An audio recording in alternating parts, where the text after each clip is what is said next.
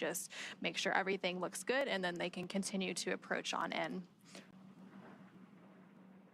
And as we can see, as we can see here, we've got two of our crew members on screen, I think that on the left is NASA astronaut Anne McClain, right? Yeah. So, well, for a second you saw NASA astronaut Anne McClain on the left, so she's the Crew-10 commander. But let's go ahead and take a little bit of a moment to introduce you to the crew. So NASA astronaut Anne McClain is your Crew-10 commander. She was born and raised in Spokane, Washington, and then NASA selected McClain as an astronaut candidate in 2013. Crew-10 is actually her second space flight after launching aboard the Soyuz MS-11 in 2018 and serving as a flight engineer on the International Space Station for Expedition 58 and 59. In total, she previously spent 204 days in space, completing 2 spacewalks that totaled 13 hours and 8 minutes outside of the orbiting laboratory. McClain is a West Point graduate and colonel in the U.S. Army. She's highly decorated and a Master Army aviator. She has more than 2,000 flight hours in 20 different aircraft. And McClain is also an avid rugby player and a former member of the USA Rugby Women's National Team. And I love, too, that she was actually on the space station when Dragon arrived for its Demo 1 mission. Then joining her is pilot Nicole Ayers, a NASA astronaut. This is her first space flight. Nicole is a major in the U.S. Air Force and the first member of NASA's 2021 astronaut class. She is a graduate of the U.S. Air Force Academy in Colorado Springs, Colorado. And Ayers has served as an instructor pilot and mission commander in the T-38. The F-22 Raptor, leading multinational and multi-service missions worldwide. She has more than 1,400 total flight hours, including more than 200 in combat. Nicole also has a twin and was born in San Diego, California. And then this is the second mission to the International Space Station for JAXA, or Japan Aerospace Exploration Agency, astronaut Takuya Onishi. He previously launched aboard the Soyuz MS-01 mission in 2016 and spent 113 days in space as a flight engineer for expeditions 48 and 49. Onishi received a Bachelor of Engineering degree in Aeronautical and Space Engineering from the University of Tokyo and then embarked on a career in aviation. He was selected as an astronaut candidate by JAXA in 2009, and during his stay on the space station, he became the first Japanese astronaut to capture the Cygnus spacecraft in space. And while he's not training, Onishi enjoys flying, playing the saxophone, movies, and hiking. And last but not least is mission specialist and Roscosmos cosmonaut Kirill Peskov. The Crew-10 mission is also Peskov's first trip to the International Space Station. Before his selection as a cosmonaut in 2018, he was a co-pilot on the Boeing 747 and 767 aircraft for airlines Nordwind and ICAR. Assigned as a test cosmonaut in 2020, he has additional experience in skydiving and zero-gravity training. And so between NASA astronauts Anne McClain, Nicole Ayers, JAXA astronaut Takuya Onishi, as well as Roscosmos cosmonaut Kirill Peskov, those are the cadre of 4 that make up Crew-10, who's currently approaching the International Space Station, again following that launch yesterday from NASA's Kennedy Space Center in Florida at 7:03 p.m. Eastern Time. So we recently did have that AI burn at around 7:35 p.m. Pacific. Coming up in about 7 minutes or so, we are expecting an AI mid-course burn.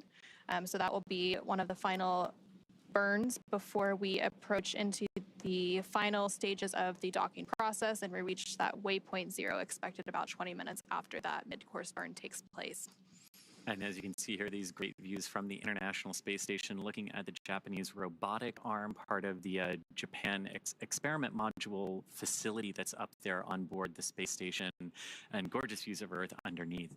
Now, when Crew-10 arrives at the International Space Station, they will be joining the Expedition 72 crew. That is an expedition that's been in progress for a few months aboard the International Space Station. And then about a month or so after they arrive, a Soyuz crew rotation will take place from Roscosmos, bringing 3 new crew members up on that new Soyuz, and then the previous crew that departs on that Soyuz will mark the beginning of Expedition 73 on board the space station. Yes, so when that Soyuz departs, NASA astronaut Don Pettit will return home, and then coming aboard a Soyuz to the International Space Station will be NASA astronaut Johnny Kim, along with their Roscosmos crewmates. And so again, we typically have those crew rotations take place about every 6 months or so. So they're long duration missions to the International Space Station. And there now on your screen, you're seeing a live view of just behind us, actually, the SpaceX Mission Control Team in Hawthorne. So when we do hear those call-ups to Crew-10, those are typically coming from here with the core or the crew operations resource engineer.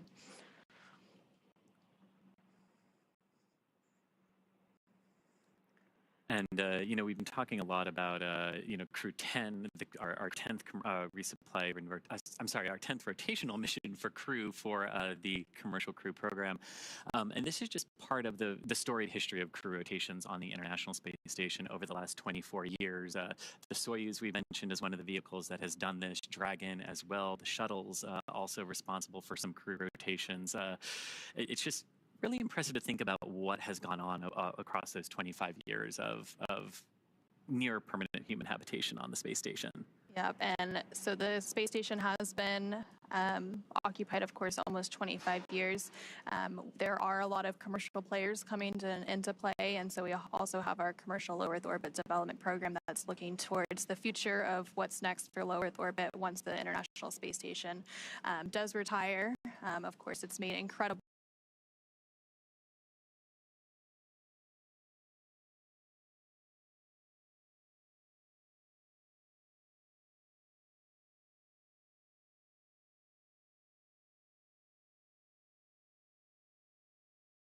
room and Nat Jordan.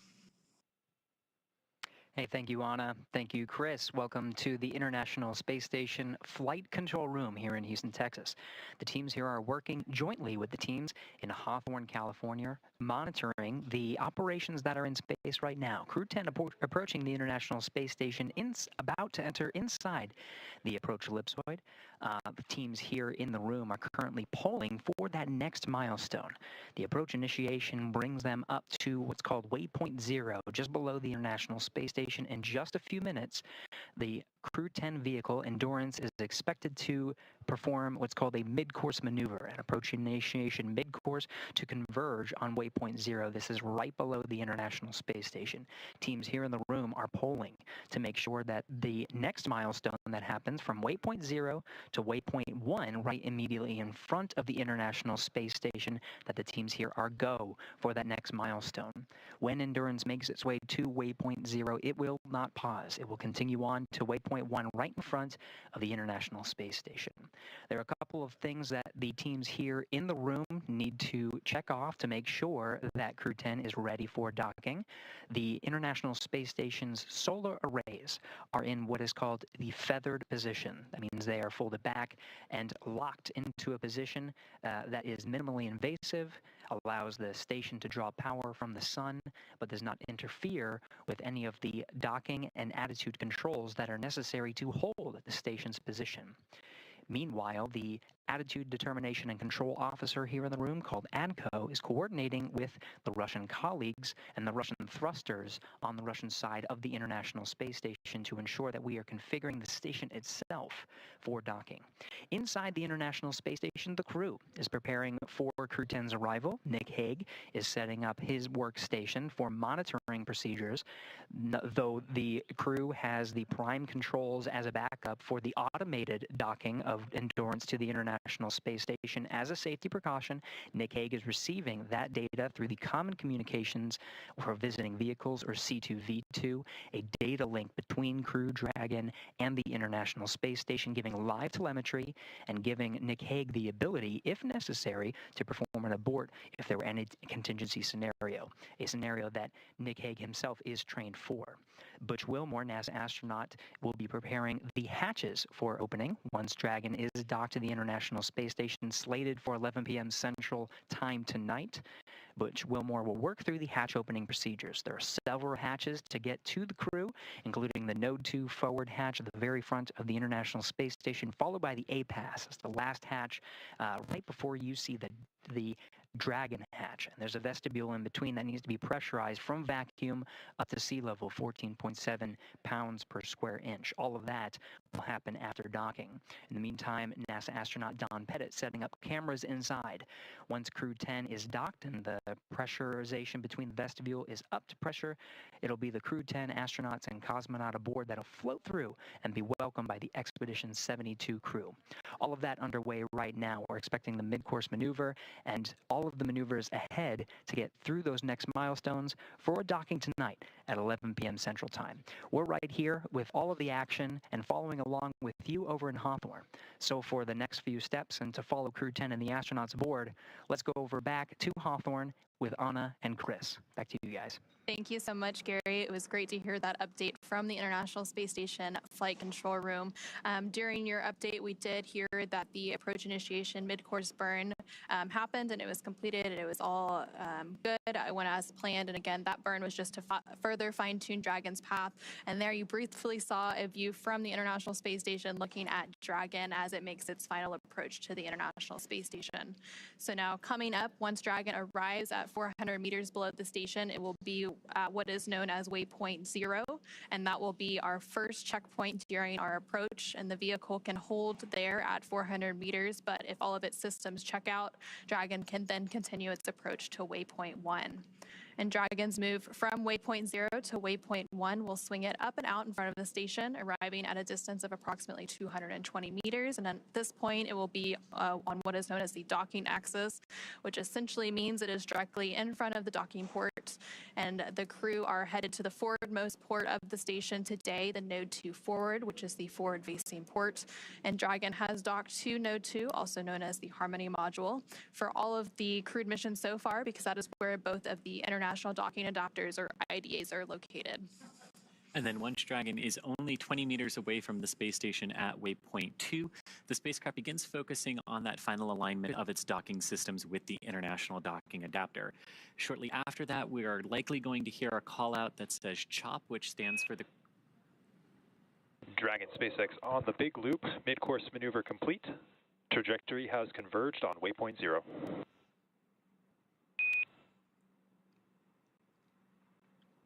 And that is exactly what we were hoping to hear. Exactly what we were hoping to hear there, that mid-course correction burn, nudging Dragon back onto the proper trajectory to intercept Waypoint 0, which is that 400 meters below the International Space Station. Now, going a little bit ahead in our process, when we're about ready to dock with the International Space Station, one of the final things we're going to hear is what's called CHOP, crew hands-off point, a little less than 30 seconds prior to docking. That's the point where all aborts would have to be manual, but as we actually heard a few minutes ago, right after that approach initiation burn, the crew does have manual options available to them, but right now just monitoring Dragon as it cruises in autonomously for that docking a little bit later tonight. And you can see that live view and a beautiful view at that of Dragon Endurance as it approaches the International Space Station. Now, these views are being captured by cameras on the International Space Station, which is Dragon's target for today. And the International Space Station and Dragon are currently flying about 260 statute miles over the Indian Ocean.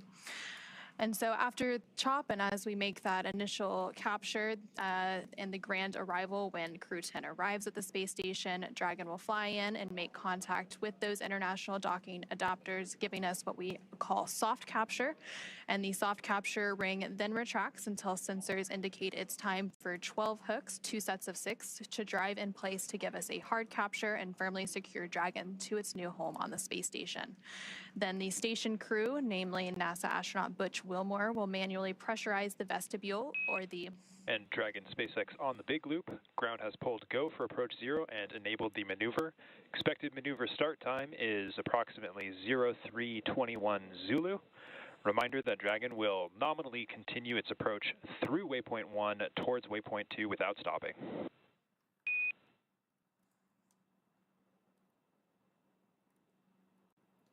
Dragon is a copy, good go for approach 0. And there we just heard some conversations between that core crew operations resource engineer here at SpaceX Mission Control in Hawthorne, and NASA astronaut and Crew-10 commander Anne McClain. They were talking about approaching Waypoint 0. They had that go, no-go poll. Again, those are joint polls between the SpaceX team in Hawthorne as well as NASA's team in Houston, just to verify that all systems on Dragon, all systems on the space station look good and they can proceed past that Waypoint 0 that we were just talking about. And so once we do have that docking and we have that hard capture, they will begin the pressurization process of the vestibule, and that is the area between the Dragon hatch and the station hatch that was previously exposed to the vacuum of space. And then umbilicals that provide power, audio, and data connections from station to Dragon are put in place, and then there will be a series of leak checks before the hatches are finally open, welcoming Crew-10 aboard the International Space Station as part of Expedition 72. And that hatch opening is slated to take place about an hour and a half or so after we get that docking later today.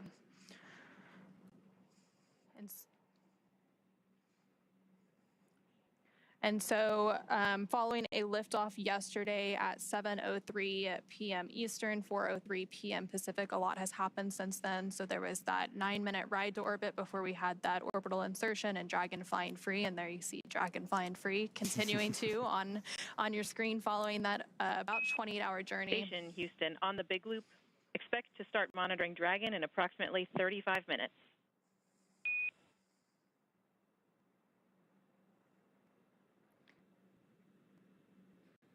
And there you heard some additional call-ups to the crew, this time to the International Space Station crew. Again, we mentioned earlier, they're all talking on what is known as the Big Loop. So all 4 parties that are involved in today's operation, so the Dragon crew, the space station crew, the SpaceX team, as well as the NASA team and their mission control, they're all talking on one loop. So that specific call out was up to the space station crew, because today we will have NASA astronaut Nick Hague monitoring Dragon's approach.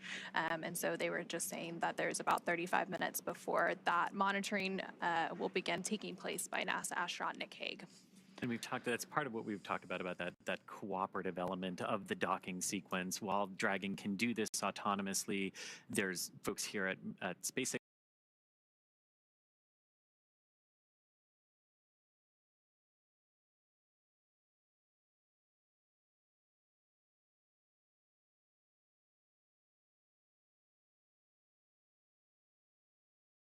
kind of being off your camera again. There goes Earth. There you can see its nose cone opened up, and that you can see the forward docking adapter there, which is what is aimed at camera right now. And that nose cone was over that docking apparatus during liftoff to help protect it from the aerodynamic forces and some of that heating that Dragon experiences as it heads uphill into space. So yesterday, after we had liftoff and that orbital insertion, after that nose cone was opened, that nose cone that you were just mentioning, Chris, that is actually when the 0G indicator was revealed. So NASA astronaut Anne McClain revealed Crew-10 zero gravity indicator, and it was a crochet origami crane, which is an international symbol of peace and unity. So NASA astronaut Anne McClain provided some really lovely words on that zero gravity indicator, and those zero gravity indicators have quite the history. Many crews before them have had their own zero G indicators, and so that specific crane was actually hand crocheted, and it also they also mentioned the commemoration of the 50th anniversary of Apollo-Soyuz as part of that zero G indicator rollout. That's right, 50 years this year. So a lot of milestones this year in the space world: 50 years of Apollo-Soyuz, 25 years of International Space Station continuous human presence. There's a lot that's happened and a lot to look forward to, especially with all of the commercial space activity going on so far this year and into the future. That's true, and SpaceX right in there with you. Crew-10 actually lifting off on the 23rd anniversary of SpaceX's founding. As well. And that zero-G indicator, too, one thing I really liked about it is its name was Droog, which was the Russian name for friend. And as Commander Anne McClain said, it is a nod to the unique and deep cultural traditions from which each of us come. So noting the very international nature of this crew. And so some of the previous indicators, so Crew-9 who is obviously currently on board the International Space Station, their indicator was actually a plush baby falcon named Aurora. So it previously flew on 2 Russian Soyuz capsules, including the flight that resulted in an emergency abort that NASA astronaut Nick Hague was actually a part of. And so Nick Hague is now going to be monitoring today's approach, and he will also return home after that handover period with Crew-9 back to Earth. And you know, as we're talking about zero-G indicators, I got to say my favorite is the little plushy Earth that went up on the Demo 1 mission.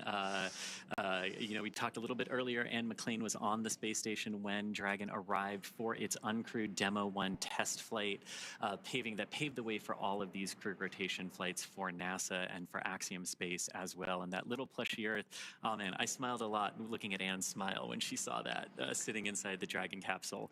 And then you can see Anne there on the right-hand box. Anne is on the left-hand side working on that tablet right now.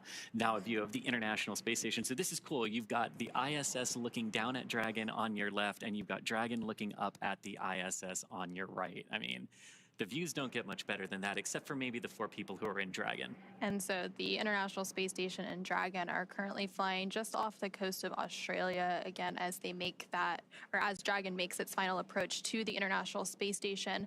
So Dragon is currently about 560 meters away from the International Space Station and continuing to close in. Again, we recently did have that go past that Waypoint 0. So next up will be that Waypoint 1 that we expect in just a few minutes.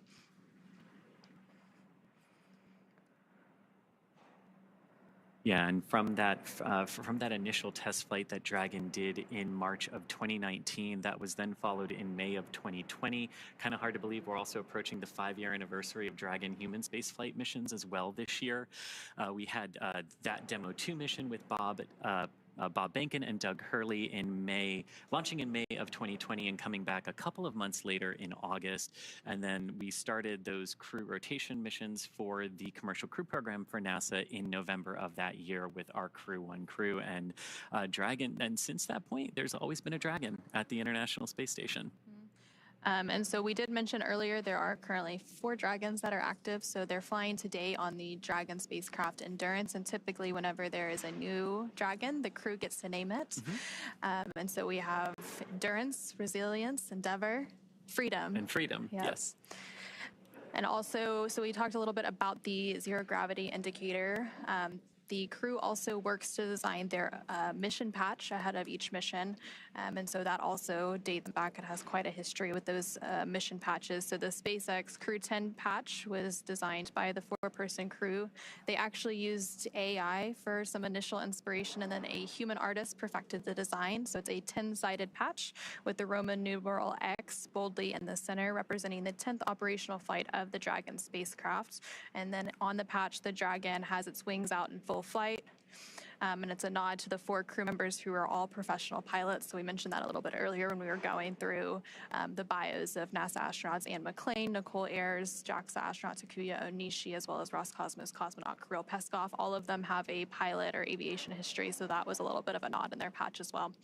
And again, you're seeing some live views there of NASA astronaut Anne McClain and NASA astronaut Nicole Ayers to the left and right there on your screen. So Nicole Ayers is the pilot. Anne McClain is the commander for the mission today. Again, as they continue to make their way to the International Space Station for docking to that forward port. The Dragon spacecraft is currently less than 480 meters away from the International Space Station, continuing to make its approach.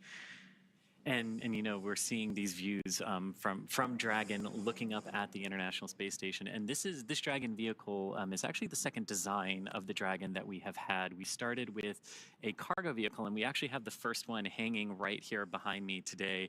And honestly, what I love about this, watching Crew-10 approach the ISS, the 14th Dragon human spaceflight mission to the space station, and that very first Dragon that was only carrying cargo, we put a window in it, not because we had to, but because we wanted to symbolize that one day we will be carrying crew, and one day we will be doing exactly what we are doing here today. And just kind of gives me goosebumps to look at Dragon 1 versus the new shiny Dragon we got.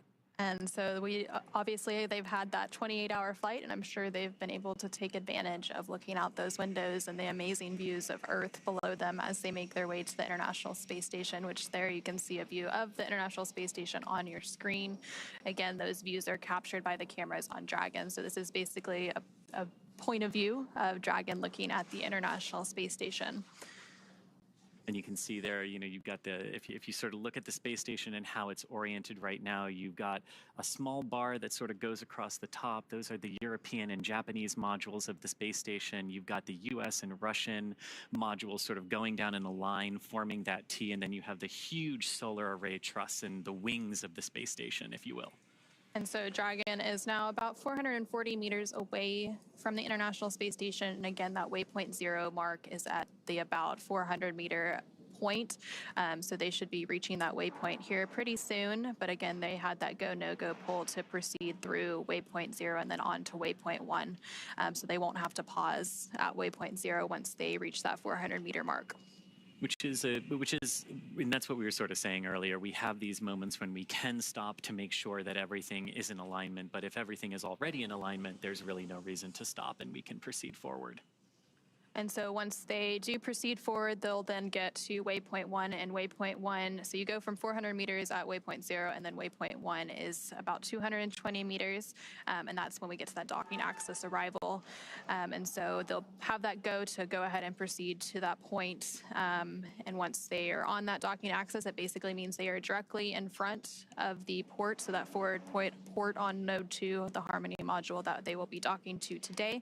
So Dragon will be looking directly at that International Space Station docking port, and they can do some final alignment checks if they need to.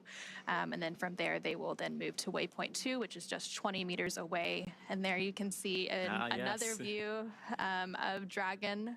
This is a camera on the International Space Station, and they're currently flying over Sydney, Australia.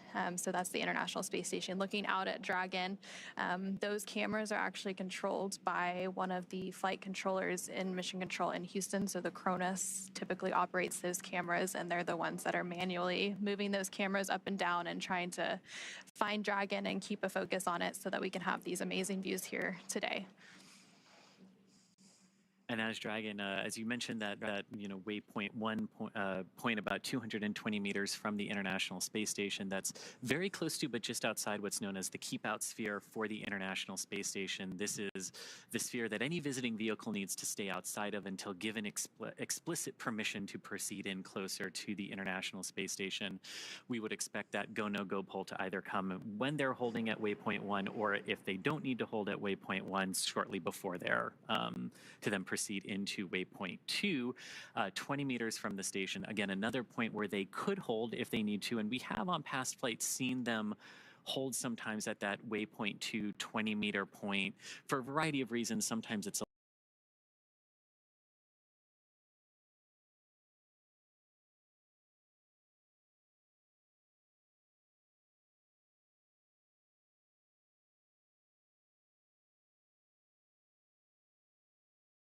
but she's important to understand how they automation systems. And so we're actually pretty close to that waypoint 0 mark. We're about 403 meters. So Dragon's about 403 meters away from the International Space Station. So just around that waypoint 0 mark that we've been talking about. Now Dragon will continue past that point and into waypoint 1, which is again that 220-meter mark. So it really is just a choreography that it follows throughout its final approach and docking today. And if you think about the overall trajectory of approach here, you can kind of think of it as like an airplane that's in the air, where you're directly underneath it, but then you can walk in front of it and up to its nose. And that's sort of what Dragon's going to do here, moving from waypoint 0 up to waypoint 1. So you were mentioning the keep-out sphere. So that's one of those invisible boundaries. There's also the approach ellipsoid, which we mentioned a little bit earlier today, but Dragon's already inside of that approach ellipsoid. So that's outside of the keep-out sphere. And that's that 4 kilometer by 2 kilometer by 2 kilometer boundary. Basically, it's the neighborhood of the International Space Station. So once a visiting vehicle such as Dragon, makes it into that approach ellipsoid, that's when a lot of those joint and integrated operations begin. And again, to enter into the AE, Dragon or any visiting vehicle has to be what is known, it has to be on what we call a 24-hour safe free drift trajectory, which means the spacecraft would not cross into the AE or the approach ellipsoid for at least 24 hours. So when they do those go, no-go polls to proceed in that, that is one of the things that they're looking for, making sure that that the vehicle is safe and can proceed in. And so now we're going inside that next invisible boundary around the space station, which is that keep out sphere that we've been mentioning. And if you're just joining us here, some great views that are on your screen as Dragon is approaching the International Space Station just inside of 400 meters now, passing waypoint 0. On the left-hand side of your screen is a live view from the International Space Station looking down at Dragon. You can kind of see it moving across the white clouds there, about to go over the blue ocean in the middle of the screen there. And then on the right, we did have some images of the International Space Station and some images inside of Dragon as well. But Anna, it never gets old looking at views of spacecraft silhouetted against Earth. And if we think these views are amazing, I just can't imagine what Crew-10 thinks of these views looking down at Earth from the Dragon spacecraft. So you did mention we were inside of waypoint 0. Dragon SpaceX on the big loop. Approach 0 has started and trajectory has converged on waypoint 1. Expect arrival at waypoint 1 at approximately 0347 Zulu.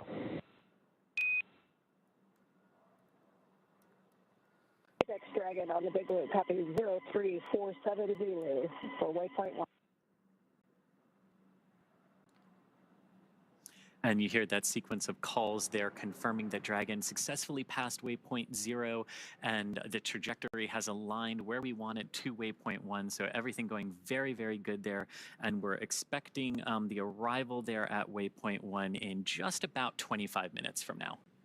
So once we get to waypoint 1, Dragon will be about 220 meters away from the International Space Station. So again, this is another checkpoint on the way to the International Space Station. And then that final checkpoint is waypoint 2, which is just 20 meters away. And then from there, we will have that initial contact and capture, what is known as soft capture, before those 12 hooks, 2 sets of 6 deploy to have that hard capture. And then they can begin releasing those umbilicals for data and power, and then begin the pressurization activities for the vestibule, which is that area between the station hatch and the Dragon hatch that had been previously exposed to the vacuum of space. They'll conduct some leak checks, and then, of course, welcome the new crew aboard the International Space Station. And yesterday when we lifted off, we were talking about the precise second that we had to lift off to be in the correct plane to reach the International Space Station today. And liftoff times are very, very choreographed, tightly choreographed to make sure we can do this. But once we get into orbit, it becomes a little bit different, right? And the timings of various burns, the timings of arrivals can all change. And that's basically because you've got Earth's gravity pulling on the spacecraft, you've got the moon, you've got some of the other planets, and the orbits, we do really good at predicting them, but once we see what the spacecraft is actually doing, it helps us refine those timelines a little bit like we saw today. And the timings of those burns changing a little bit, maybe not needing to do some of them if Dragon is doing really well. So it really is interesting how it shifts from super precise to now we've got to see what they're actually doing in space. Typically, when we have a launch, we have what's known as a targeted docking window. So then, of course, it shifts a little based on those burns, whereas the launch itself is an instantaneous launch window, so it has to go at that exact minute and second. So again, yesterday's launch took place at 7:03 p.m. Eastern, 4:03 p.m. Pacific, and since then, Dragon has had about a 28-hour journey to make its way to the International Space Station. Dragon is now just about 300 330 meters away from the International Space Station. It's now inside Waypoint 0, approaching Waypoint 1, which is that 220-meter mark. And then from there, it'll continue on and enter inside what is known as the keep-out sphere, which is that 200-meter boundary around the International Space Station before we have that docking. So it's been a long journey for Crew-10 since launch yesterday, and even before that, because they had all of those preparations leading up to launch, getting suited up, those final medical checks, all of the various processes that they went through prior to that liftoff at 7:03 p.m. Eastern, 4:03 p.m. Pacific. So I'm sure they will be glad to be welcomed on board the International Space Station in really just a few minutes from now. Yeah, and after that liftoff yesterday, and after the crew initially got onto orbit, there were some things that they needed to do as Dragon, configured itself for the orbital journey up to the International Space Station today. The crew got some time to eat, they got some time to rest and relax as well over the course of the last 28 hours. So it hasn't just been fully in their suits, in their seats. They were able to take those suits off shortly after liftoff. They are, of course, back in those suits now because during the more critical operations of spaceflight, such as launch, docking, undocking, and reentry and splashdown, we do have the crews in those intravehicular activity suits, or IVA suits as we call them. So you'd mentioned a little bit some of the free time that they've had without those suits. They did have that sleep period. They woke up today around 8 a.m. Central, 8 a.m. Pacific, 10 a.m. Central. So they've been up for about 10 hours or so getting ready for today's docking operations, but they did have that time to take a nap and get well rested and ready to be part of the Expedition 72 crew. And also on the International Space Station, not that long ago, the ISS crew was actually asleep right before we came on air. So they finished those post-sleep operations that they go through to start getting ready for today's docking operations. Again, NASA astronaut Nick Hague will be monitoring Dragon's approach. And SpaceX Dragon on the big loop. Expect reconfiguration of C2V2 return link to support docking video shortly.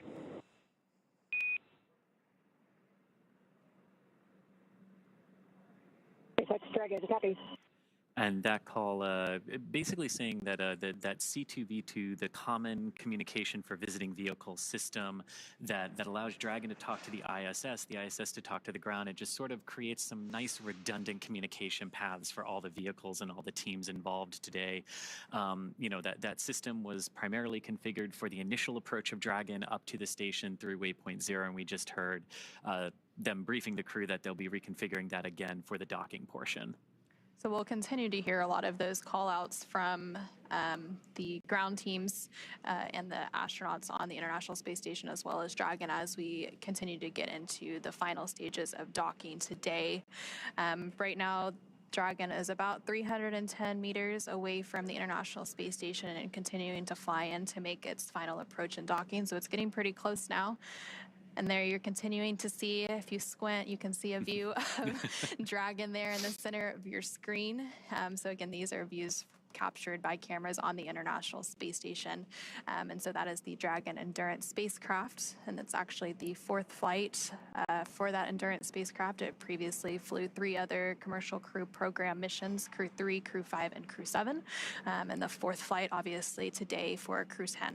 That's right. And overall, this is the 10th crew rotation mission for NASA's Commercial Crew Program that Dragon is flying. It's also Dragon's 14th human spaceflight mission to the International Space Station and Dragon's 16th human spaceflight mission overall, since Dragons don't always go to the International Space Station, but we have had 2 free flyer missions in the Inspiration 4 and Polaris Dawn missions as well. And with today and with the Crew-10 mission, Dragon has carried 60 crew members at this point across its 16 missions.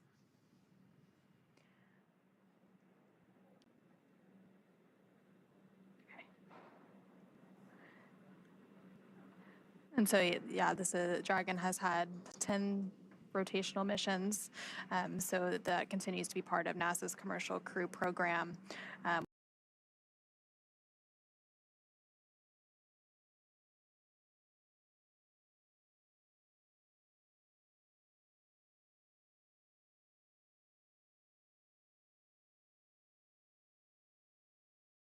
over. I see that as this dock with the International Space Station, obviously a government platform, but commercial partners bringing crew and cargo and things to the International Space Station. Again, once Crew-10 is on board the International Space Station, they will partake in a multitude of science experiments, technology demonstrations, all for the benefit of humanity. And so as Dragon continues to make its final approach to the International Space Station, now about 370 meters away, let's go ahead and turn it back over to NASA's Gary Jordan at NASA's Mission Control Center in Houston. Hey, thank you, Anna. We are following along on the action here. Now inside the approach ellipsoid, we are in what is called joint operations. Both teams in each of the flight control rooms here in Houston, as well as where you are, Anna, at the Mission Control Center over in Hawthorne, California, with the SpaceX teams, are operating by the same joint flight rules. They're working through the procedures step by step, doing go, no-go polls along the way to make sure that all teams are ready for the next steps. The teams here in Mission Control Houston are currently polling to make sure that we can pass Waypoint 1 and go inside Waypoint 2. When we pass Waypoint 1, we're going to be inside what is called the keep out sphere. Now, when we cross that boundary, there are a new set of flight rules to abide by and a new set of conditions to make sure that the crew can proceed all the way to docking. Currently scheduled again for tonight at 11 p.m. Central Time, 9 p.m. Pacific. So the station is continuing to prepare for the crew's arrival. As I mentioned before, the station's solar arrays are feathered. We did configure the station itself to be in the docking attitude, and teams here are working through the C2V2 system, the common communication for visiting vehicles, power cycling that and make sure that data is flowing between the two spacecraft, the International Space Station and Crew-10 Endurance, and that the Crew-10, when it's on the docking axis right in front of the International Space Station going in towards the forward port, has a perfect view of the docking ring, of the docking port, the International Docking Adapter. And as it closes its way in, has all the data Dragon is transmitting docking camera video. Please confirm video and data updating in the Dragon docking monitor.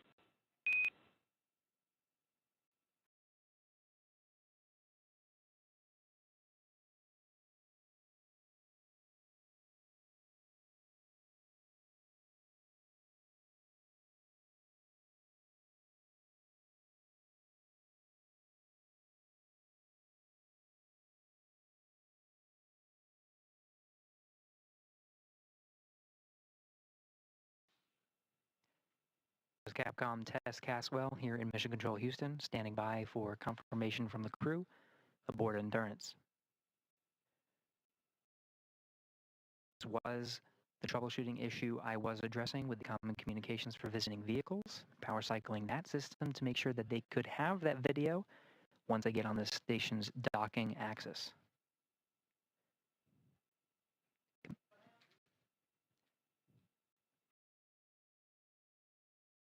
We wait for crew confirmation. We are getting video from the International Space Station's external cameras.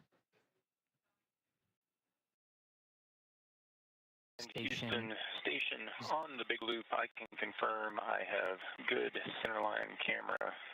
Station looks beautiful. Houston copies.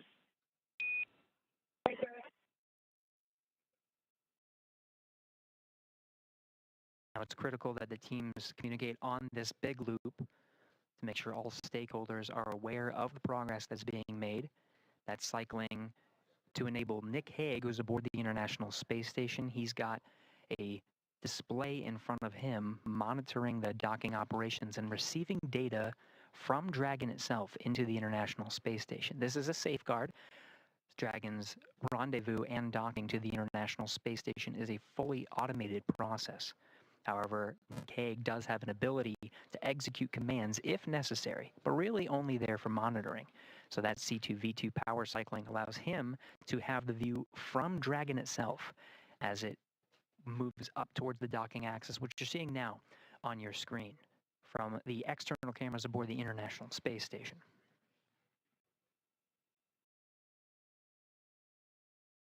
Hague monitoring Dragon's arrival, receiving data including range and range rate, making sure that Dragon is moving at the expected velocity, speed, position.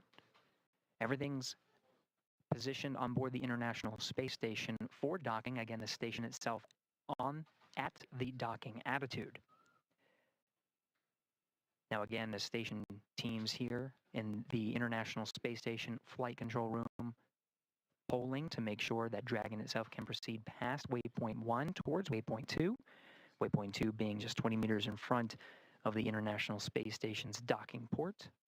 This will be inside the keep-out sphere. It is Nick Hague monitoring the operations from the International Space Station. Now, once it makes its way in to dock with the space station, it'll be NASA astronaut Butch Wilmore that is tasked with the responsibility of opening up the hatches and preparing the station to welcome the crew aboard Endurance. This includes opening up several hatches, including the Node 2 hatch and the A-Pass hatch, both of which are closed for the docking operations and cannot be opened until the docking is complete.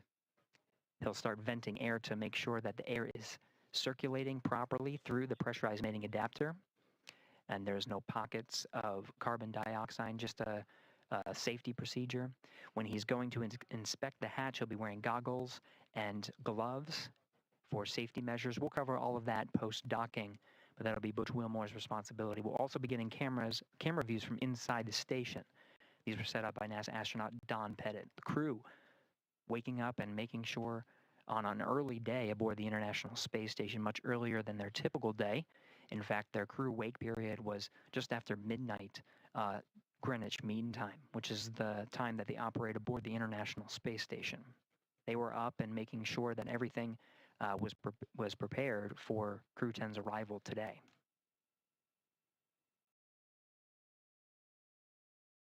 We're making our way up the docking axis, beautiful views as Endurance makes its way above the horizon of the Earth.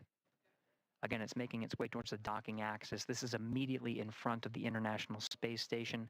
The camera views from Dragon itself illuminating the solar arrays. You can see the original solar arrays of the International Space Station, as well as the IROSAs, the rollout solar arrays that are augmenting some of the station's power.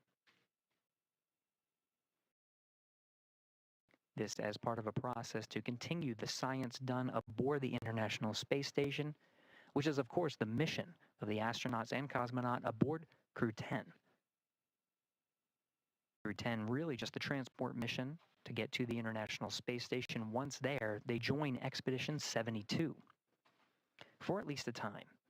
Don Pettit, NASA astronaut Don Pettit, will be returning aboard a Soyuz. Once that Soyuz undocks, crew on board the International Space Station officially begins Expedition 73, continuing the great science and technology demonstrations that are necessary in low Earth orbit to prepare for future human missions to deep space, including the Moon and to Mars.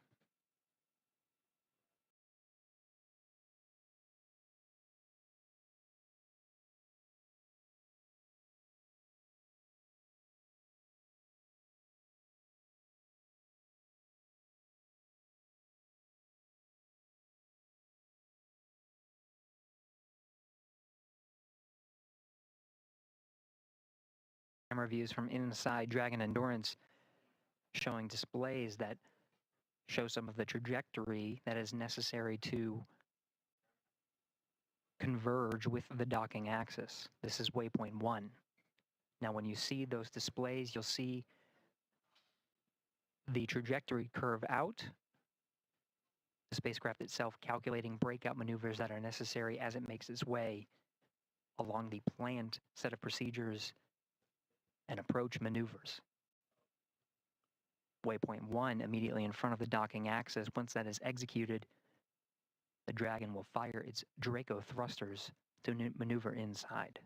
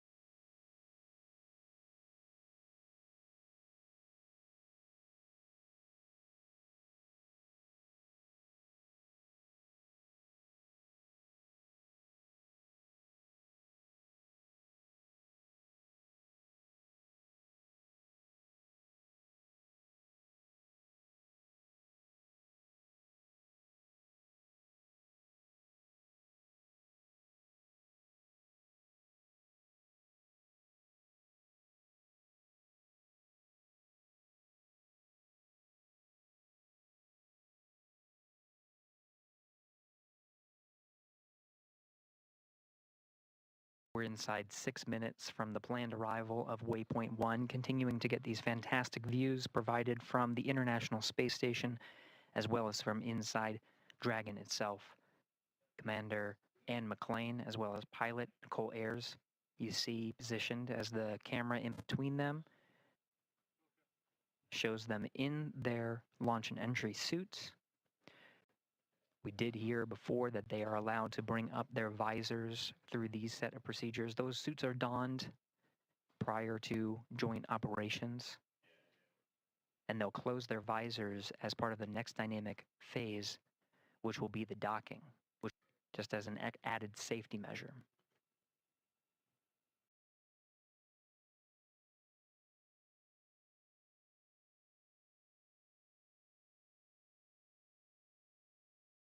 Endurance less than 300 meters from the International Space Station, being illuminated by an orbital sunset right now. The views you see of Earth and of Dragon will start to get a little darker as we enter into an orbital sunset and orbital nighttime. Dragon, now brightened by the sun, will start to dim, and you'll start to see the docking lights as well as the navigation lights. Docking light will be white at the center of the spacecraft, and you'll see green and red lights on the forward bulkhead, green indicating the starboard position, red indicating the port position. The International Space Station cameras sometimes view from an upside down position, as you can see from this view, as the Earth is on the top left of your screen. So the port and starboard navigation light positions will be reversed, but it's because the camera is sort of upside down from the position of Earth. Additionally, the cameras on board the International Space Station are subject to the radiation environment of the station. Now, the station itself does receive a certain amount of radiation, but also a certain amount of protection from the Earth's atmosphere. As we are in low Earth orbit, 250 miles from the Earth is not terribly far. There's still a decent amount of protection, but there is a higher radiation environment. When we enter into an orbital nighttime, some of the cameras, you'll start to see some pixels, different colors on the camera. As we enter into an orbital nighttime, those pixels and different colors become a little bit more apparent. Those are from the radiation environment, the radiation damaging the pixels inside the cameras themselves.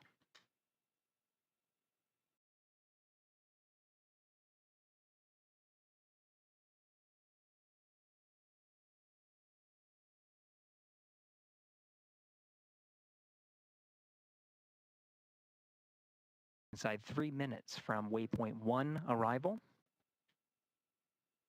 we do have a go to proceed past Waypoint 1.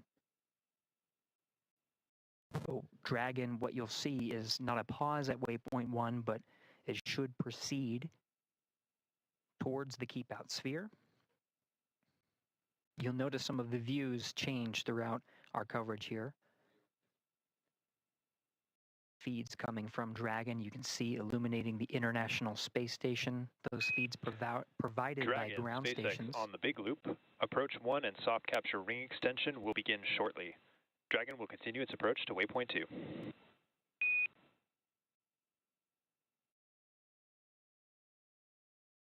Dragon, copy all.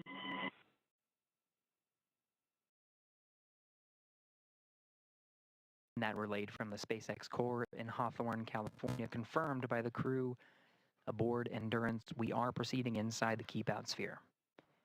You are seeing the docking light begin to blink at the center of Dragon Endurance.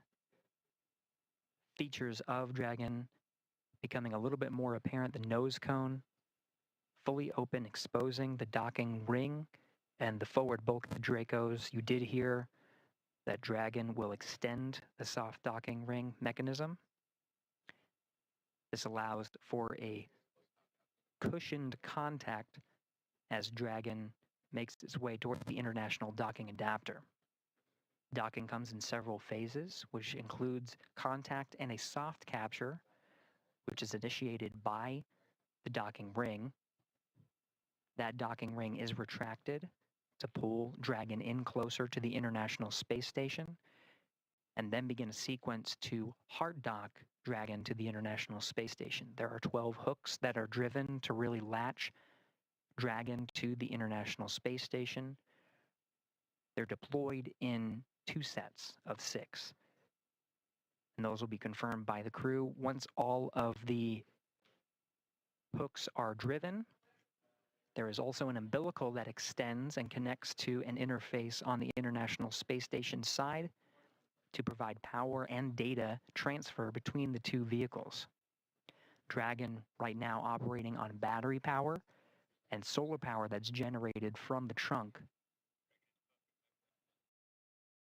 Once Dragon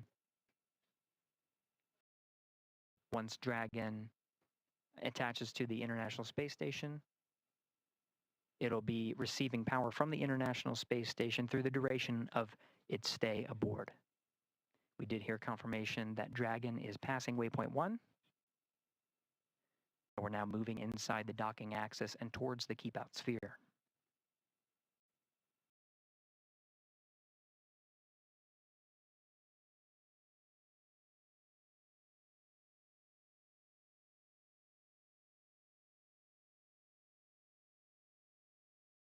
Passing Waypoint 1, Dragon Endurance heading towards the International Space Station. We're following along from here inside Mission Control Houston, working jointly with the teams in Hawthorne, California, to take us through the next series of steps, including crossing the keep-out sphere and heading towards Waypoint 2.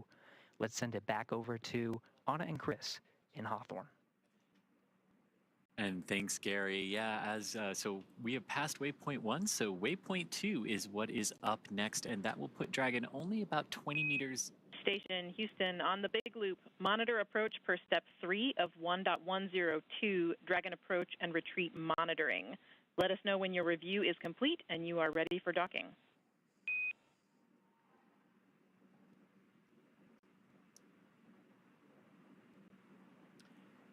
You heard that. Station copies on the Big Loop, step 3, and I can confirm that the review is complete and we're ready for docking. So that call there between the ISS flight control room and the crew on board the International Space Station. Houston copies. At Waypoint 2, Dragon will hold for approximately 5 minutes. And you heard that call there indicating that the ISS Thanks for the heads up. And the crew there are now ready for Dragon's docking to the forward docking adapter of the Harmony module of the International Space Station. Dragon approaching Waypoint 2, which is the point about 20 meters from the International Space Station's forward docking adapter. And as we did just hear there, we are expecting Dragon to hold for about 5 minutes once it reaches that point. It crossed through Waypoint 1 and Waypoint 0 without having to hold. But again, these waypoints or checkpoints are places we can hold if we need to, and if we don't, we can proceed forward through them. And so we have gone through 2 of those waypoints, so Waypoint 0 and 1, and so now Dragon is less than 200 meters away from the International Space Station, about 170 meters currently away from its target of that node 2 forward docking port. And there you're seeing a great view on your screen of the Dragon Endurance spacecraft as it makes its final approach to the International Space Station. The teams in Mission Control Houston and the teams at the International Space, or not the International Space Station, the SpaceX Mission Control teams behind us are, of course, doing some final go, no-go polls for docking. It's one of the final checkpoints between those teams to make sure everyone is good to proceed and to dock. We did hear that there will likely be a brief hold at Waypoint 2. And again, that Waypoint 2 is just 20 meters away from the International Space Station, so very close at that point. So they will hold briefly, and then from there, we will have our final approach and docking. We will have an initial soft capture. We did hear that the soft capture ring was being extended a few minutes ago. And then from there, they will begin to deploy those hooks, 2 sets of 6 for a total of 12 hooks to get that hard capture. And during that final hold, that again, we're expecting around the Waypoint 2 mark, which is 20 meters away from the space station. During that final hold, they can possibly wait for better lighting conditions. So the space station does have exterior lights, and Dragon can dock in the dark.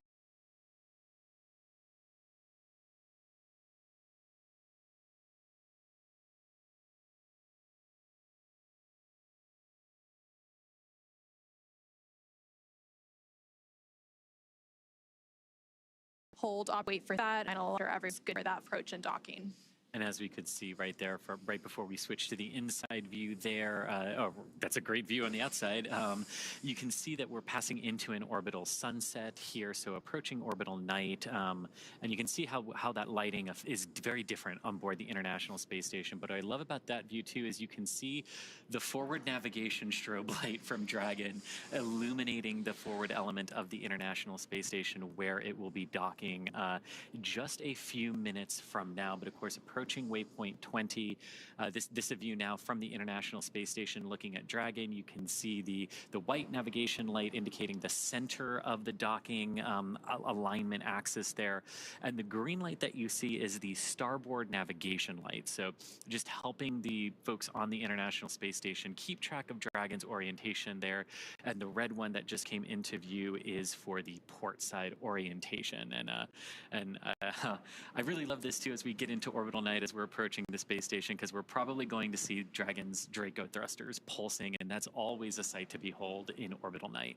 And so Dragon and the International Space Station. Soft capture ring extension complete.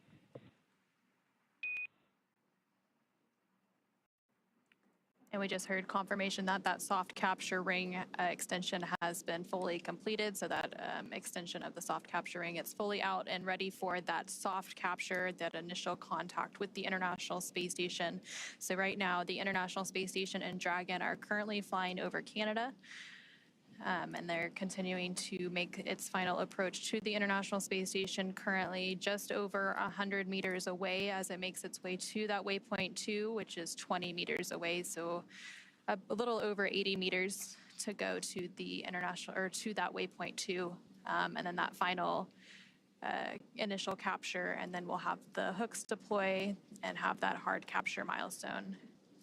Now, as you're looking there at the SpaceX Mission Control here in Hawthorne, California, where we are, Dragon up on orbit as it is approaching Waypoint 2 on that docking axis for the forward docking adapter. It's approaching the space station very, very slowly, about a few tenths of a meter per second. And it's also trying to keep in proper alignment with that docking port. But again, Waypoint 2 is where we're going to stop based on the calls, and we can do some final alignments there and final checkouts. But so far so good for Dragon. About 28 hours after liftoff now, after lifting off from the Kennedy Space Center yesterday afternoon at 7:03 p.m., completing the docking in just a few minutes from now. And so Dragon is now less than 100 meters away from the International Space Station as it continues to make that final approach. And so right now we're seeing those live views of the SpaceX Mission Control team here in Hawthorne, California. And typically we'll go back to these views when we do have those brief loss of signal between the International Space Station and Dragon and the ground. And we'll regain those views shortly. It's just a handover between satellites. So that tracking and data relay satellite system that the International Space Station relies on, they have a brief handover period between satellites, which causes a loss of those views periodically throughout our coverage. Kind of like going from cell phone tower to cell phone tower. And so let's see, Dragon is less than 80 meters away, so continuing to approach Waypoint 2, about 60 meters to go until it reaches Waypoint 2. Again, we are expecting Dragon to hold at Waypoint 2 for just a few minutes to ensure final alignment, to ensure lighting conditions are good before we have that final docking. We are expecting that docking to take place around 9 a.m. Pacific, a little bit later than that. And right before that final docking takes place, we will hear that call for chop that we mentioned previously, which is the crew hands-off point. So right after you hear that call is typically when that soft capture takes place. And that chop call that we've been talking about, and basically what that means is the crew can no longer manually abort Dragon away from the International Space Station if there should be a reason to do so. It would all be based on Dragon's automation at that point. Everything going very well for Dragon as it continues to approach the space station. The crew monitoring the automated approach for the vehicle, as well as any escape options they might have to do, but again, not expecting to have to use those. Station Houston, on the big loop, the no exercise constraint for docking begins now. Station copies. And so you did just hear a call up from the Capcom or capsule communicator at Mission Control in Houston to the crew on the International Space Station, mentioning that the exercise constraint has started. So typically when you have visiting vehicles such as Dragon arriving and departing the International Space Station, there are constraints on crew exercise, and that's basically to prevent additional loads from being imparted on the station during these dynamic operations. And I love this sort of night vision-esque view here from Dragon looking at the International Space Station. So this is a view from the Dragon Endurance carrying the Crew-10 crew. The forward docking port there is in the center of your screen, sort of being illuminated every few seconds by that light from Dragon. And what I love about this is you can see the Crew-9 Dragon directly above that docking port. And of course, Crew-9 going to be coming home after a brief handover period with the Crew-10 crew. And then inside of Dragon Endurance here, you have Commander Anne McLean on the left-hand side of your screen, pilot Nicole Ayers on the right. Next to Nicole is Roscosmos cosmonaut Kirill Peskov, and on Anne's left is JAXA, or Japanese Aerospace Exploration Agency astronaut Takuya Onishi. Anne and Takuya are returning to the International Space Station for their second long-duration missions, and Nicole and Kirill are on their first missions to space. So it's getting pretty real for the 4 crew members that make up Crew-10. Right now, they are just under 25 meters away from the International Space Station, so just outside of that Waypoint 2, which is that point at which Dragon will hold for a few minutes. On the big loop, you see we're approaching Waypoint 2. Crew visors are closed. Copy. Crew-10 visors are closed. We did just hear that confirmation that the crew is approaching Waypoint 2, so they see that on those screens in front of them. They see the distance, and they're able to monitor that approach as well. And this is great because you can see Dragon's Draco thrusters firing here. You've got the red and the green navigation lights as well as the white one, but all those little flashes and pulses that you're seeing around the vehicle are the thrusters, keeping that alignment as we continue to approach Waypoint 2, 20 meters from the ISS, where again, we are expecting to hold for a few minutes up. And you can see we're really getting close, considering now we're really illuminating that forward docking port with Dragon. And so Dragon is actually at that Waypoint 2 mark now, just around 20 meters away, so we will have that hold briefly. And recently, the team in Mission Control Houston did conduct their final go-no-go poll as well for docking. SpaceX on the big loop. Dragon is holding at Waypoint 2 for Dragon eye assessment. You hear that confirmation. SpaceX Dragon, copy. And you hear that confirmation that Dragon is holding. Now you're on the left-hand side of your screen as you're looking from the ISS's camera out at Dragon. Even though we've said Dragon is holding, you're still going to see some of those thruster pulses, because holding in space is not like just stopping your car that holds the same position. And Dragon SpaceX on the big loop. Ground is bold to go, and we'll be enabling approach shortly. Confirm crew readiness for final approach.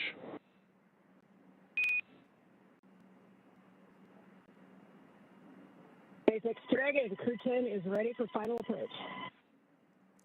And that is great words there to hear from SpaceX Mission Control. Resume has been commanded. Reminder, once Dragon is inside the crew hands-off point, retreat and breakout are not permitted. Copy. And Anna, here we go.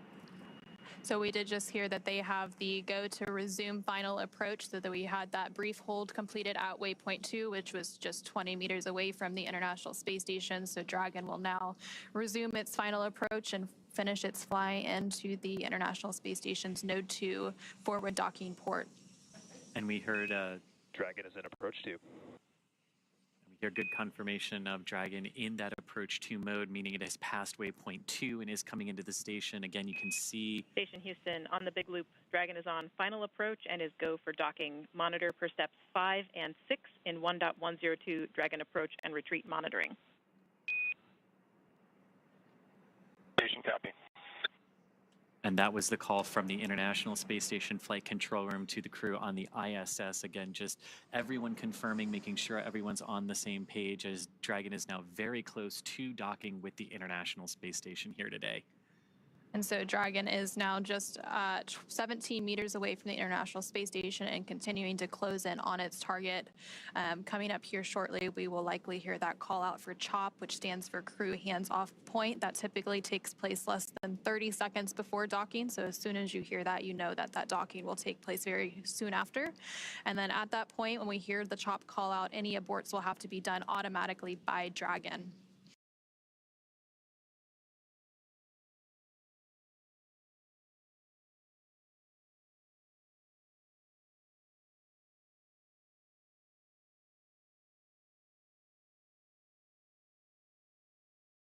Needs to come the Dragon left immediately from the space station and continuing that final approach. These very delicate series of maneuvers now. Dragon approaching very, very slowly relative to the International Space Station. Again, we talked earlier that launch is all about accelerating the vehicles to orbital velocity, and even though both Dragon and the ISS are traveling at about 17,500 miles per hour or 27,500 kilometers per hour, they are moving very, very slow, like 1/10 of a meter per second in relation to each other right now. Dragon now at about 10 meters away from the International Space Station. We're standing by for that call out for CHOP here shortly. SpaceX Dragon, 10 meters. Copy, 10. And again, you're looking at the forward docking port of the International Space Station, which is mounted to the Harmony or Node 2 module of the space station. The Crew-9 Dragon, which has been there since September, is also attached to a docking port on this module, and that Dragon is actually just off the top of your screen there as Crew-10's Dragon comes in for docking in just a few moments. And I love these views again. You've got the Dragon, you've got the ISS staring at Dragon on the left-hand side of your screen, and you've got Dragon looking at its docking port on the ISS on the right. And Dragon is now less than 7 meters away from the International Space Station as it continues to make that final approach. Traveling with a range rate of less than 0.082, which, as you mentioned earlier, it continues to get slower and slower as we make this final approach. 5 meters. Copy, 5 meters. So the next call we should hear is CHOP, or that crew hands-off period, followed moments later by docking. That typically comes at about 2 meters away from the International Space Station. Right now, we're less than 4 meters away.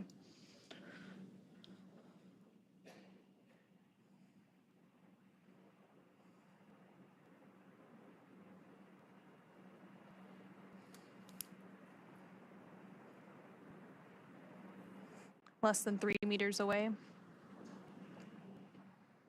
2 meters, clear hands off. Copy, hands off. There is the CHOP call. Standing by for initial contact of Dragon to the International Space Station.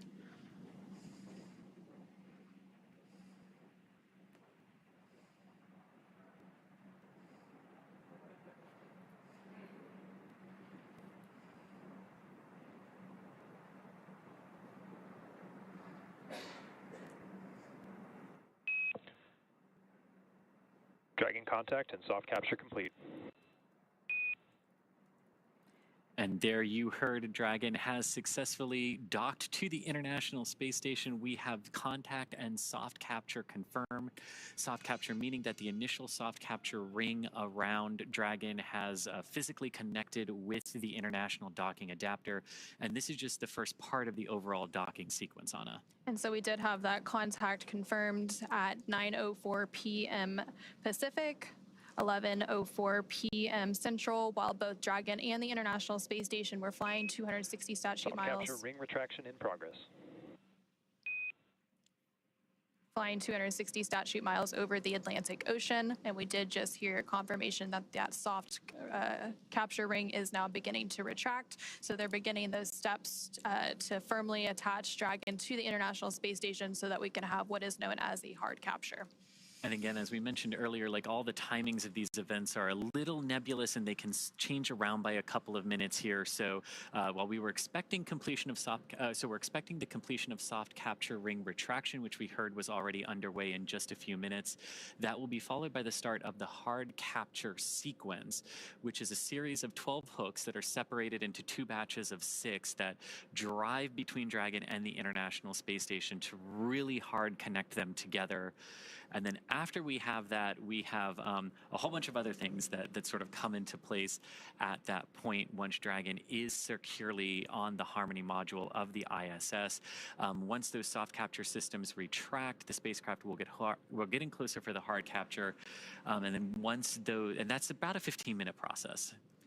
And so once those hooks are fully driven, so those 2 sets of 6 hooks for a total of 12, then we will see those umbilicals deploy. And again, that helps to hardline the data and power from the International Space Station to Dragon. And then the crew on the International Space Station as well as Dragon will get ready for the hatch opening operation. So they will have to pressurize the vestibule. Again, that is that space between the Dragon hatch and the Space Station hatch that was previously exposed to the vacuum of space prior to this docking. Again, we had that docking initial capture at 9:04 p.m. Pacific. So they will work to pressurize that space, perform a series of leak checks, and then once everything is good and they get the go-ahead, they will open those hatches. Again, there's the hatch on Dragon that has to be open as well as the station hatch to then bring the Crew-10 onto the International Space Station. And there you're actually getting a live view from the International Space Station looking at the station hatch that will have to be opened before you can get to the Dragon hatch and bring the crew on board. And they will be welcomed by the Expedition 72 crew. And they will have a brief welcoming ceremony, and then they will go into a safety briefing and get up to speed and adjust to life on station. Again, completing that handover period with the Crew-9 crew before Crew-9 returns home. And then they get to work, because as exciting as the last 28 hours have been from launch until docking, this is just the beginning of a multi-month mission for Crew-10. They're joining the Expedition 72 crew, which has been ongoing for the last few months aboard the International Space Station. And about a month from now, when a Soyuz crew rotation from Russia completes, that will actually mark the start of Expedition 73, which our Crew-10 crew will be joining. And of course, there are about 200 science experiments that the crew will be performing over the course of their multi-month mission up there. And I can't wait to see it and everything that they're going to be able to do up there.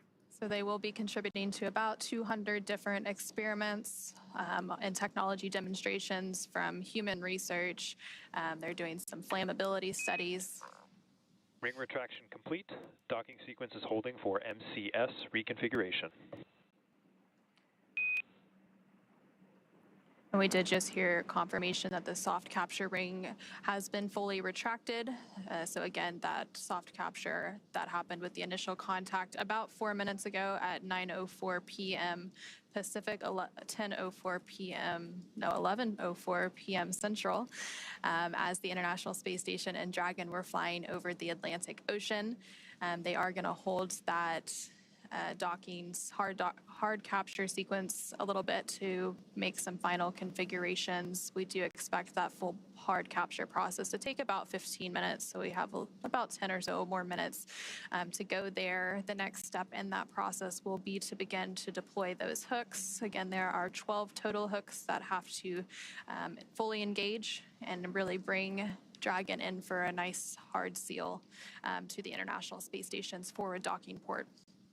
And sort of like a lot of things with spaceflight, docking is not just a singular instantaneous event when the two vehicles actually meet and connect with one another. There's the soft capture, which we're through with Dragon right now. There's also, like the vehicles are moving in relation to one another at docking, so they've also got to make sure that any motion between them is dampened out and that they are really ready for that hard capture connection. And there you're seeing a live view on your screen on the right-hand side. That's a view from the International Space Station of the Dragon spacecraft Endurance, now docked to the International Space Station's Node 2 forward docking port. And again, that docking took place at 9:04 p.m. following an approximately 28-hour journey. Station Houston, on the Big Loop, MCS configured, proceeding with hook driving. Station copies. And there we hear good confirmation that what we were waiting for there and holding the docking sequence has been, we've gotten through that, and now we are going to begin that hard capture sequence, and that's what you were talking about on driving the series of 12 hooks, 6 at a time, to form that hard capture. And again, we expect that process to take about 15 minutes, but it really is great to see the Dragon Endurance back on the space station. Its 4th trip to space. This particular capsule has launched the Crew-3, Crew-5, and Crew-7 missions, and of course returned those astronauts safely to Earth. And now it's doing it again for the 4th time for the Crew-10. And it's the 10th total rotational mission for SpaceX flying crew to the International Space Station. Again, we did hear confirmation that the first set of 6 hooks for a total of 12 is now driving. So those will make a hard capture, and then they will drive the second set of 6 hooks. And then from there, we will have confirmation of that hard capture, and then they will deploy some umbilicals and then begin that pressurization and leak check series before we have hatch opening and welcoming Crew-10 on board the International Space Station. Of course, it's been a pretty long journey for Crew-10. They've been traveling for over 28 hours now following a liftoff yesterday of 7:03 p.m.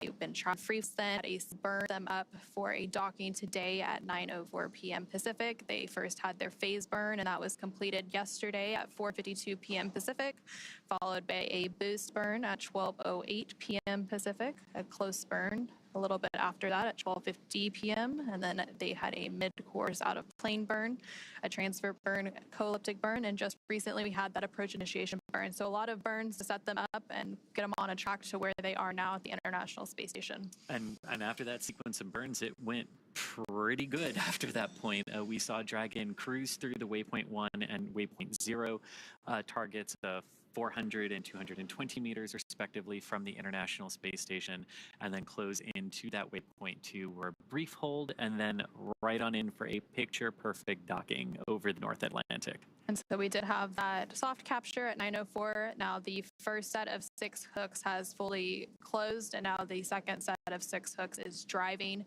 Once that second and final set of hooks finishes closing and driving, we will have that hard capture complete. And then from there, they will, of course, begin the pressurization process of the vestibule. And of course, part of Crew-10's arrival at the space station means that it's time for another crew who's been up there for a few months to come on home. So a few days after Crew-10, now that Crew-10 has docked, in a few days we will have the planned undocking and return of Crew-9, which includes NASA astronauts Nick Hague, Butch Wilmore, and Sunita Williams, as well as Roscosmos cosmonaut Alexander Gorbanov. 2 of them have been up there since September. Nick and Alexander launched on Crew-9 in September on the Crew-9 mission from Slick 40 at the Cape Canaveral Space Force Station. And of course, Butch and Suni were already on the space station and joined Crew-9 and will now be coming home on Dragon. So they will do that brief handover period. The handover period between crews is pretty typical. We like to ensure a continuous presence of U.S. crew, and then the Crew-9 will help bring Crew-10 up to speed as the new arrivals and get them adjusted to space station life before they return home. And so that second set of 6 hooks continues to drive. We had that initial docking about 10 minutes ago at 9:04 p.m. Pacific, and typically it takes about 15 minutes to have hard capture complete, so we should be approaching that milestone here shortly. And as all of that is happening and those umbilicals are being connected, hard capture complete.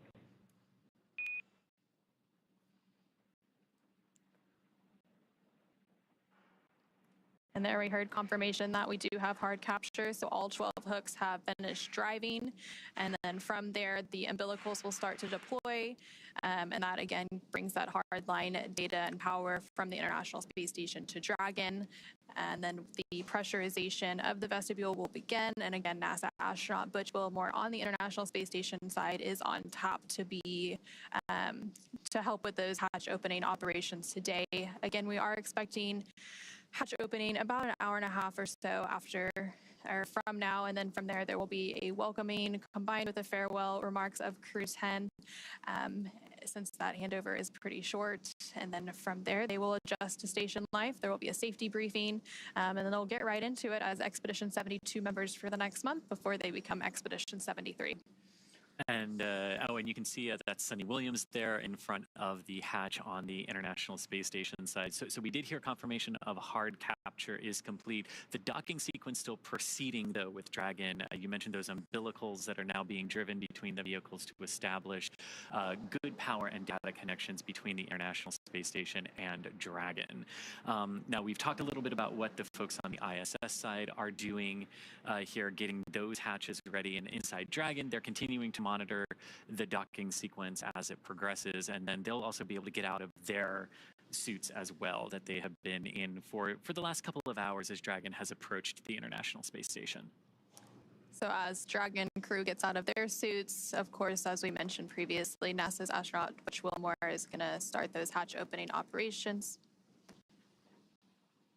And there on your screen, you are seeing NASA astronaut Nick Hague, as well as Roscosmos cosmonaut Upchinen, as they stand by to greet Crew-10 members and welcome them as part of the International Space Station crew.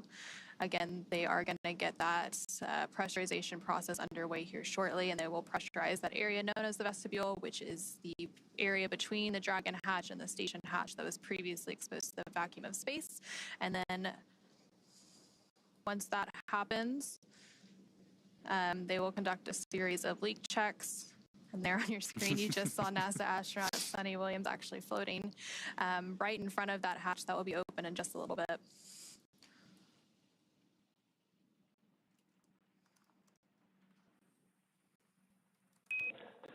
Dragon, SpaceX on the big loop. Docking sequence complete. Ground will be enabling hardline power and comm connections shortly. You are go to doff suits per procedure 4.012. Crew-10, welcome aboard the International Space Station.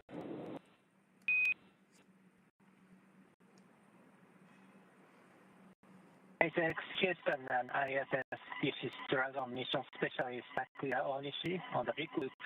We copy the docking sequence is complete. We go for 4.012 for docking suits. And on behalf of the entire crew, I would like to thank all the partners, especially our SpaceX friends who trained us and enabled us to safely arrive at the International Space Station. It was so amazing to see the ISS shining in the darkness of space and symbolizing human beings, technology, and international cooperation. And it's such a great honor for us to be part of this program. We have a lot of exciting work ahead of us that we are looking forward to. Again, thank you very much to everybody who helped us to get here.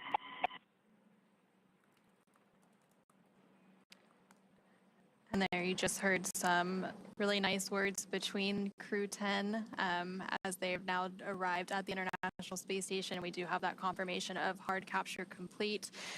Again, those words were coming from JAXA, or Japan Aerospace Exploration Agency astronaut Takuya Onishi, who is serving as one of the mission specialists for Crew-10. And so now with Dragon successfully and safely docked. Houston copies all. Welcome to the International Space Station, Crew-10. We look forward to your work and the spirit of cooperation with which you've arrived.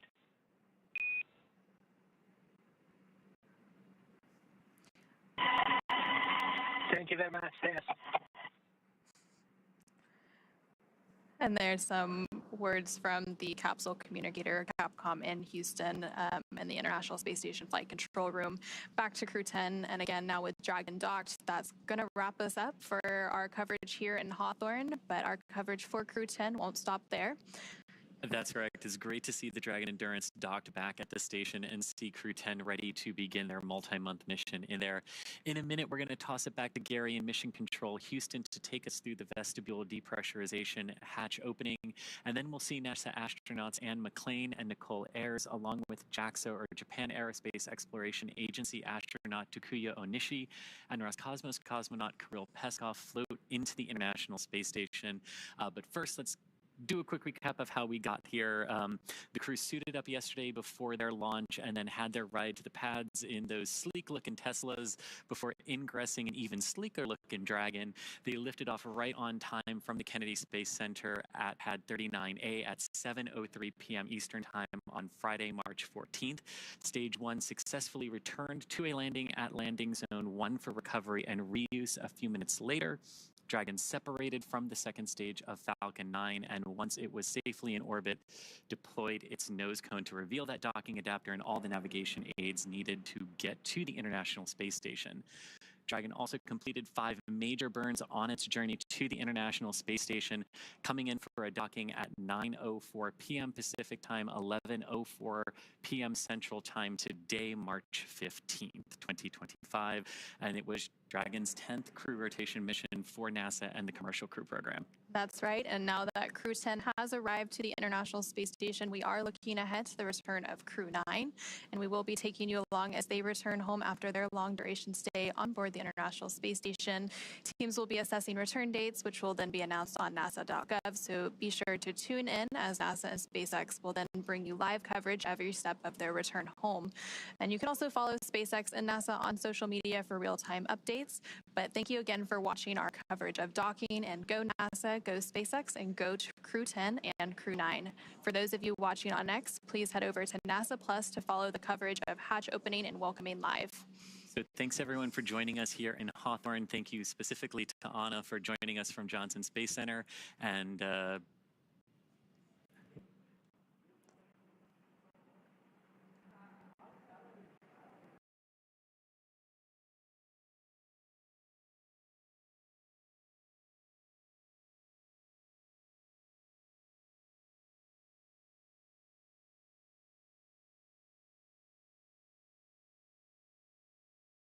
Jordan at the center, who will be carrying the mission of hatch and welcoming as the crew prepares to board their home for the next few months, the International Space Station. Thank you so much.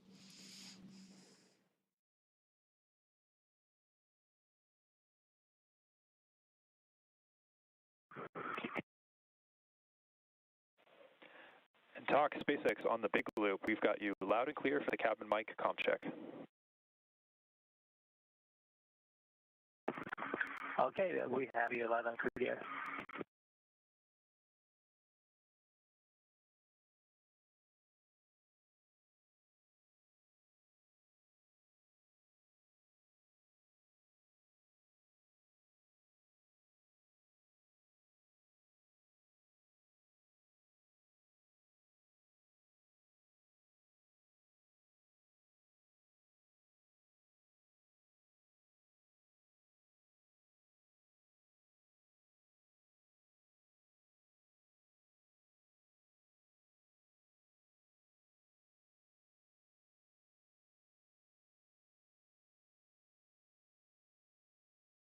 This is Mission Control Houston. You're looking at a live view of the International Space Station Flight Control Room. Thanks to Anna and Chris over in SpaceX Mission Control in Hawthorne, California. We just wrapped up our joint coverage of Crew-10's arrival to the International Space Station, docking at 11:04 p.m. Central Time, 9:04 p.m. Pacific. The International Space Station and Dragon were flying 260 statute miles over the Atlantic Ocean at the time of docking. Now that the docking sequence is complete, which means the ring is fully retracted, hooks are driven, and the umbilical is extended, draw power from the International Space Station, and transfer data, crew inside Dragon is getting prepared for the next set of procedures to configure Dragon in such a way for its extended stay aboard the International Space Station, while the crew aboard the International Space Station prepares for opening up the hatches on the other side. Now, the hatch opening sequence is quite extensive. We're expecting the Dragon hatch to be opened a little less than an hour and a half from now. The projected time is 12:45 a.m. Central Time on March 16th. However, this is a variable time. It is the expected time that the Dragon hatch will open. Shortly after, we are planning a welcome ceremony as well as a farewell ceremony, given a shorter duration handover period for the crew aboard the International Space Station before Crew-9 undocks. We will say hello to the Crew-10 astronauts and cosmonaut aboard the International Space Station, welcomed by Expedition 72, while Crew-9 says farewell ahead of their next few days of getting their SpaceX Dragon spacecraft configured for undock and return to splash down off the coast of Florida. Right now you're looking at Dragon Endurance docked to the forward port of the International Space Station. Crew-9 Dragon docked to the Zenith port.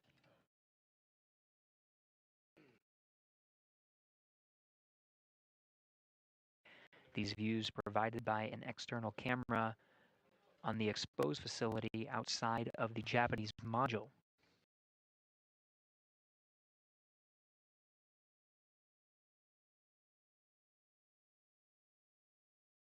Right now we are in an orbital sunrise, so we are seeing Dragon being illuminated by the sun as we cross the Terminator line.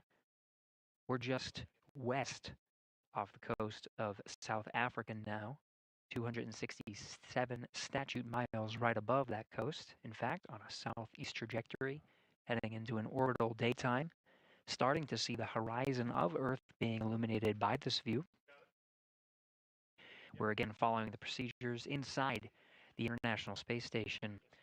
We've been hearing the voice of NASA astronaut Nick Hague, whose responsibility for the past few hours has been the monitoring task of Crew-10's arrival to the International Space Station, receiving data via a common communications for visiting vehicles link between the International Space Station and Dragon, providing telemetry and allowing Hague to monitor Dragon's safe approach, docking again at 11:04 p.m. Central Time.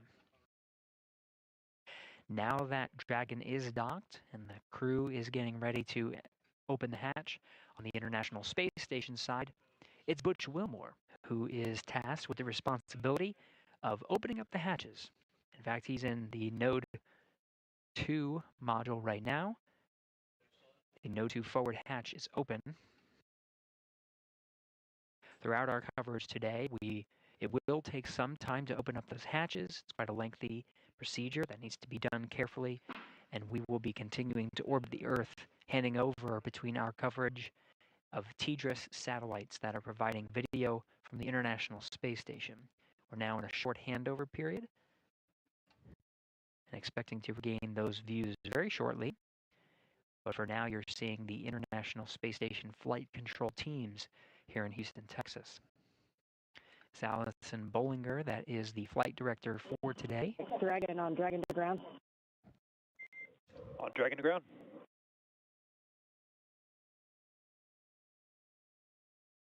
Station coming a little broken. Wondering if you're going.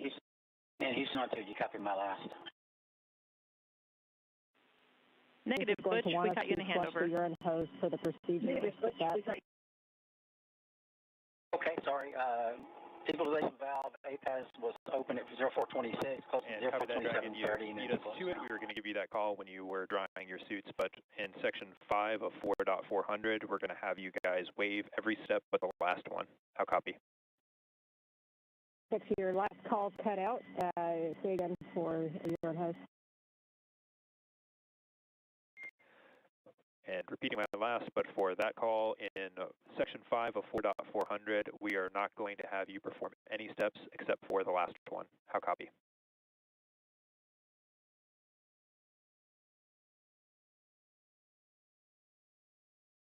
Dragon, your call keeps cutting out after about a sentence.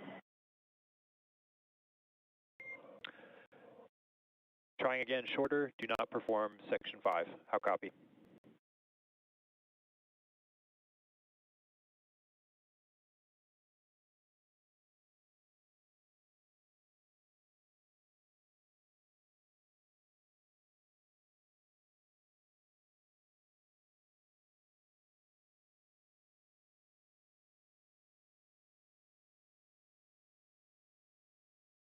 Dragon on Dragon to ground.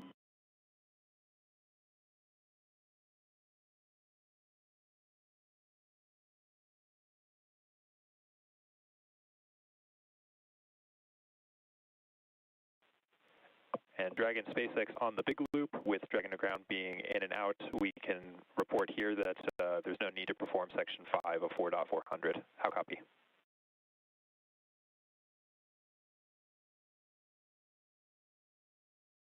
Dragon, copy on the big loop. We can skip section 5 of 4.400. That's a good readback.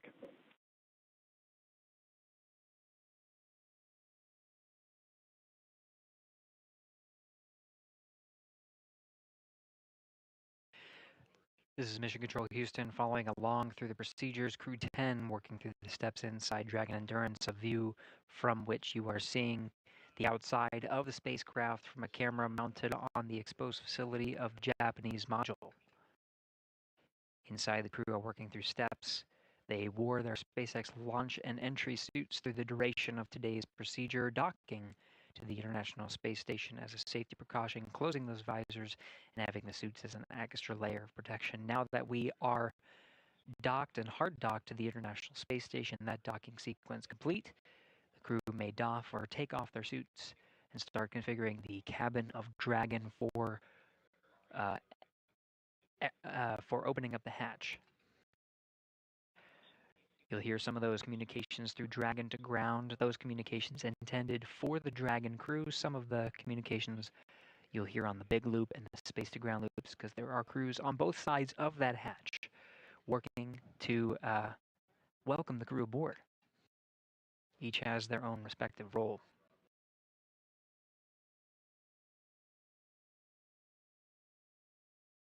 Again, while the Endurance crew works to doff their suits and configure the Dragon cabin, International Space Station flight engineer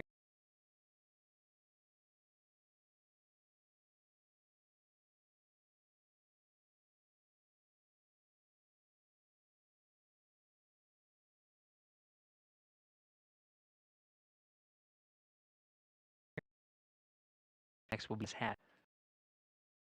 The APAS hatch is the last hatch on the International Space Station side.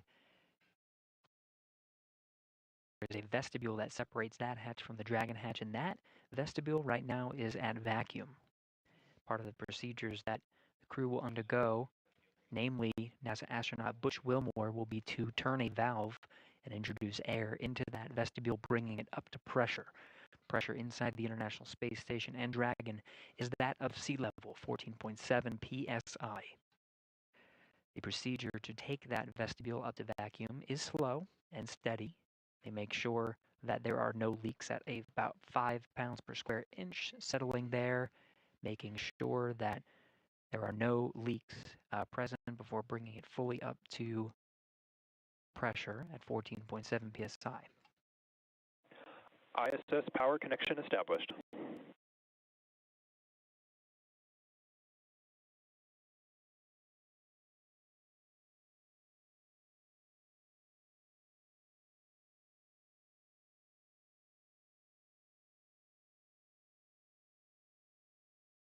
Part of the docking sequence is to extend an umbilical from Dragon to the International Space Station. That provides power and communication drawn from the station to Dragon, so Dragon no longer has to rely on battery power. And the solar arrays that you can see, the black paneled section at the trunk from this view, that call was confirming that power is successfully being drawn from the International Space Station into Dragon. Dragon no longer needing to rely on battery power.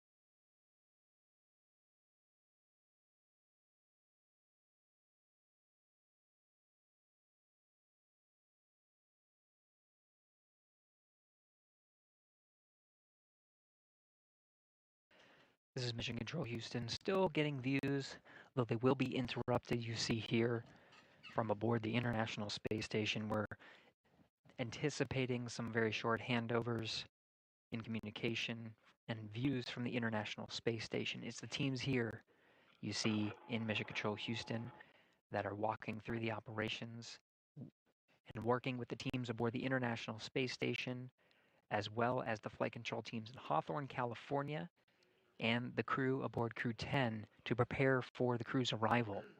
It'll be this team that witnesses the welcome of Crew-10 aboard the International Space Station when hatches open and the crew floats aboard.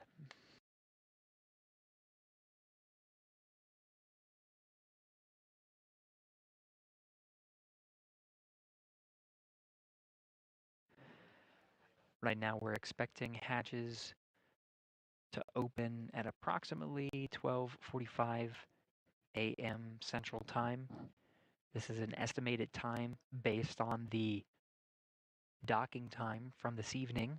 Again, that was 11:04 p.m. So based on the procedures that the team has ahead of them, this is the estimated hatch opening time.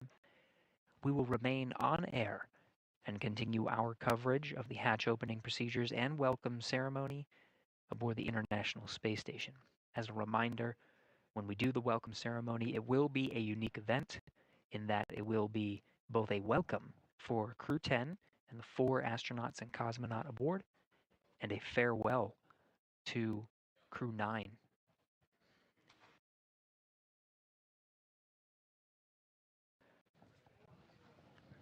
This is due to a shortened period between the arriving spacecraft and the departing spacecraft, and the series of procedures that the astronauts need to undergo.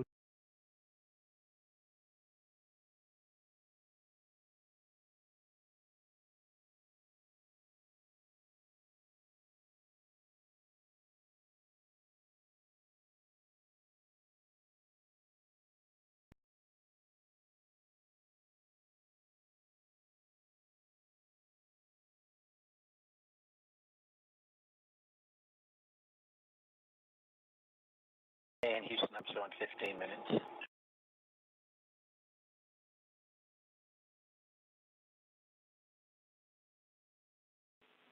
Butch, we copy. We are still assessing. Standing by.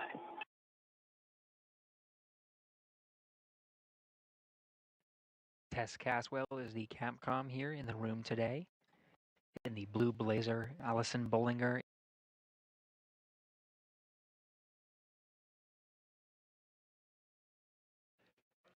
Caswell will be the voice from Mission Control Houston, relaying namely to the crew aboard the International Space Station. Through these hatch opening procedures, it's Caswell's responsibility to communicate with the crew inside station. This includes NASA astronaut Butch Wilmore, tasked with the hatch opening procedures, as well as Nick Hague, who is in the monitoring role during Crew-10's arrival and docking, or approach and docking to the International Space Station. It'll be the voice of the SpaceX Corps, who we will continue to pull into our broadcast. That'll be communicating with the Crew-10 astronauts and cosmonaut aboard Endurance, walking them through their procedures. We already heard them talking specifics about procedures needed for suit doffing. This means taking off their launch and entry suits that are necessary for the critical phase that is contact and capture of Dragon to the International Space Station. Once they go through that dynamic phase, they are taking off their suits and putting on something a little bit more comfortable. They will not be in their SpaceX launch and entry suits when they enter the hatch and are welcomed by the crew.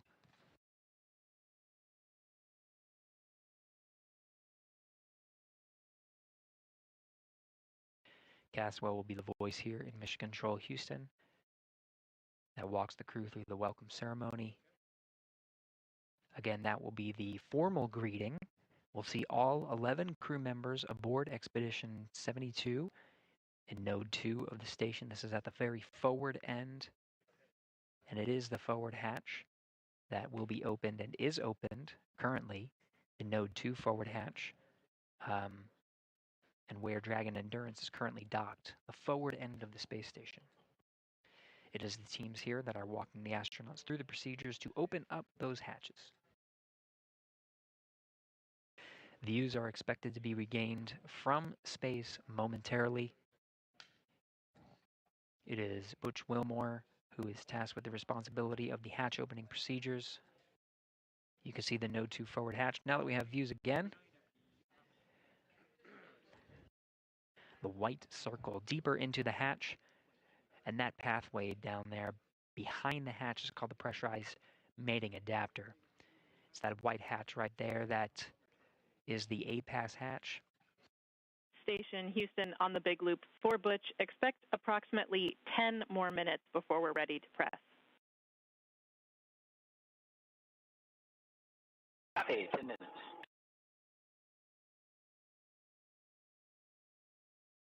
Prior to Dragon's arrival at the International Space Station, the International Docking Adapter, which is on the other side of the hatch, just right there, has been exposed to vacuum and the harsh conditions of space, being exposed to intense sunlight and sunsets, plus 200 degrees Fahrenheit and minus 200 degrees Fahrenheit in sun and shade, respectively. Because of this, this introduces some significant thermal constraints and thermal conditions in that vestibule.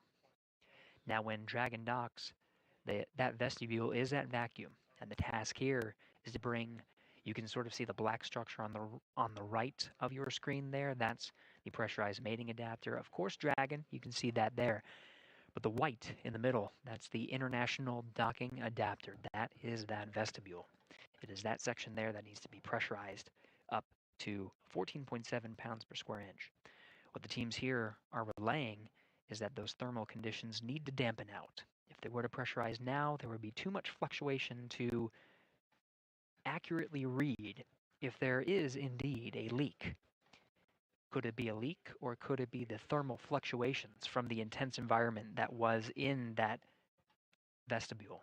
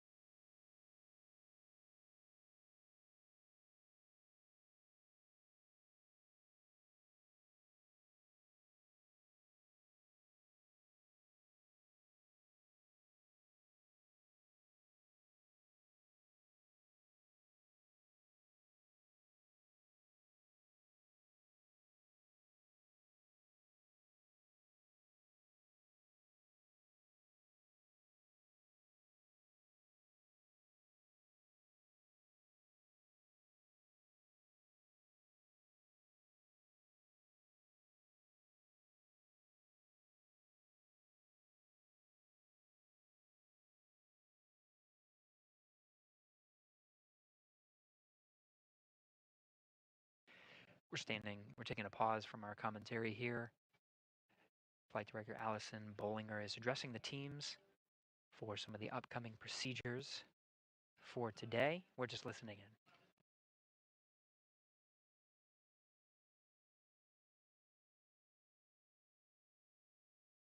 Dragon on the big loop in Dragon procedure 4.012, step 5, Alpha 6, suits are drying. Copy, we're with you for suit drying.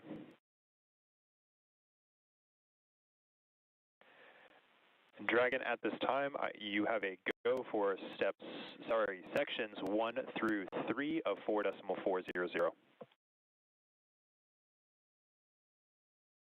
Sections 1 through 3 of 4.400.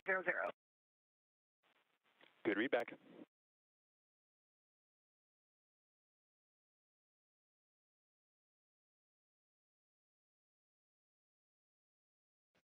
As we get live views from here at Mission Control Houston, the calls you heard were of Commander Ann McClain inside Dragon Endurance, speaking with the core,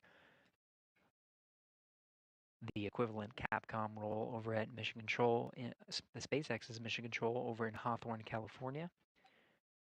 You heard that they completed their suit doffing and are now drying their suits, setting them aside, going through the next steps of procedures. Meanwhile, inside the International Space Station, the crew is preparing, the Expedition 72 crew is preparing for Crew-10's arrival. An excited NASA astronaut Suni Williams, with camera in tow, getting ready to welcome the crew.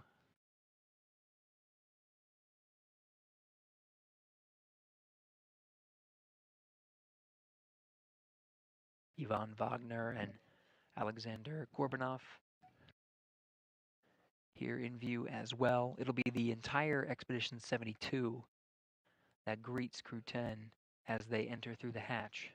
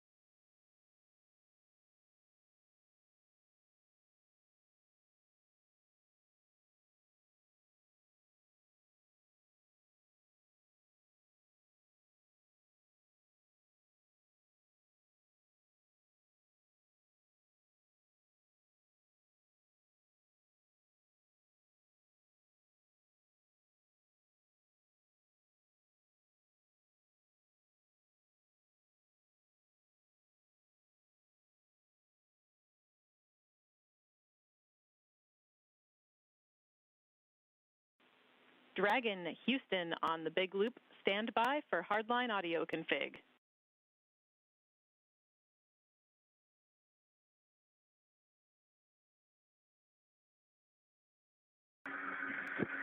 Dragon copy, standing by.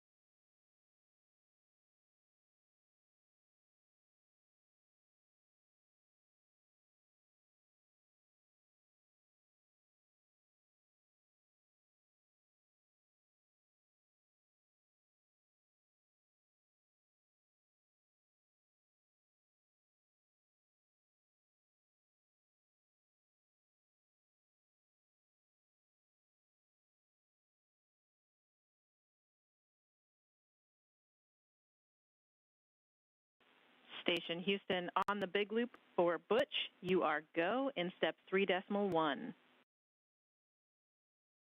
Decimal 1. And Dragon Houston on the big loop, comm check, hardline audio config complete.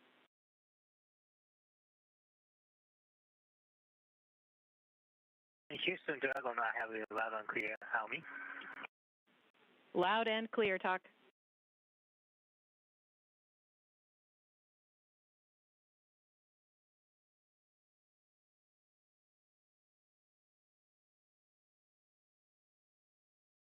Three dot one's complete. Houston copies.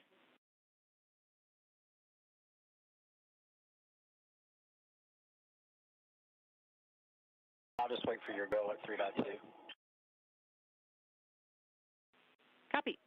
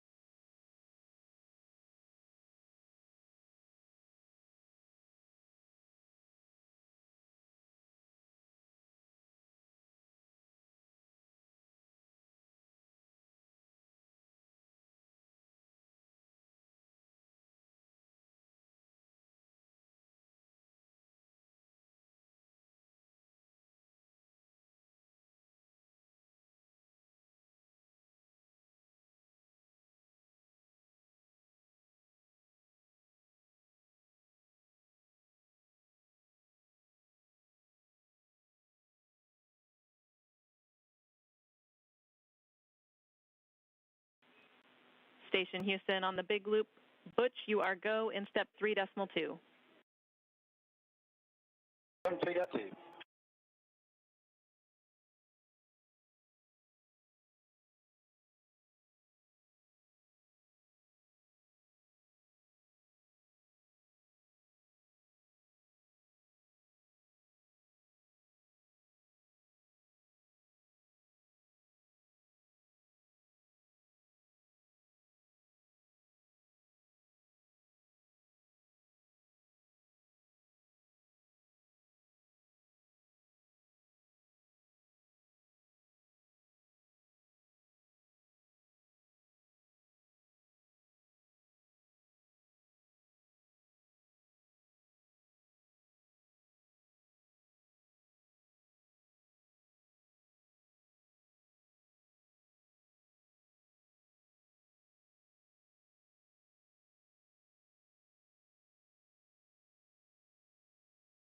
Houston.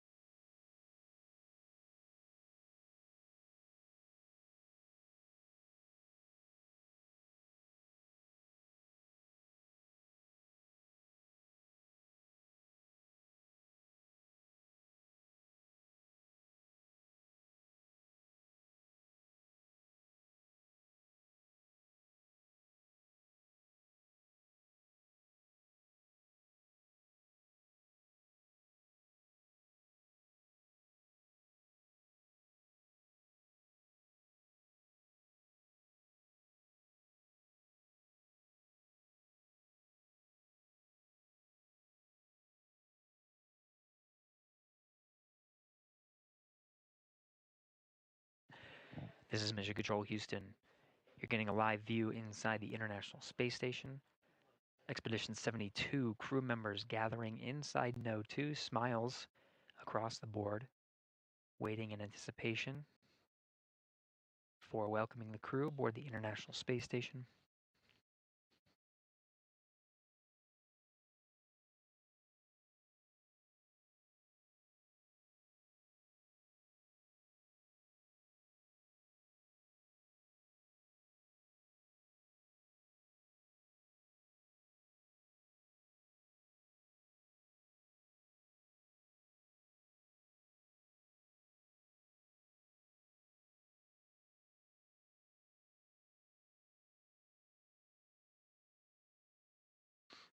So what the crew is doing right now is, of course, on the timeline really is the welcome of Crew-10 to the International Space Station. Now in the back end there of the pressurized mating adapter, you can see the hatch. There's sort of center of your view. This is where we're going to see Crew-10 being welcomed. The hatch on the far end there is called the A-Pass hatch. This is on the station side. That one, they're still waiting for a go to go ahead and open that up. There's still another hatch once the A-Pass hatch is open. That's the Dragon hatch. That's the time that we'll report that hatches are open. There are 3 that are needed to connect the Dragon crew with the station crew. The A-Pass hatch, of course, on the other side is the Vestibule. Once the Vestibule is pressurized from vacuum up to the same pressure that's inside the International Space Station, that's 14.7 psi, we should be expecting NASA astronaut Butch Wilmore, who is the astronaut tasked with hatch opening procedures, to go through. We're still in 5 minutes. We're going to open the hatch.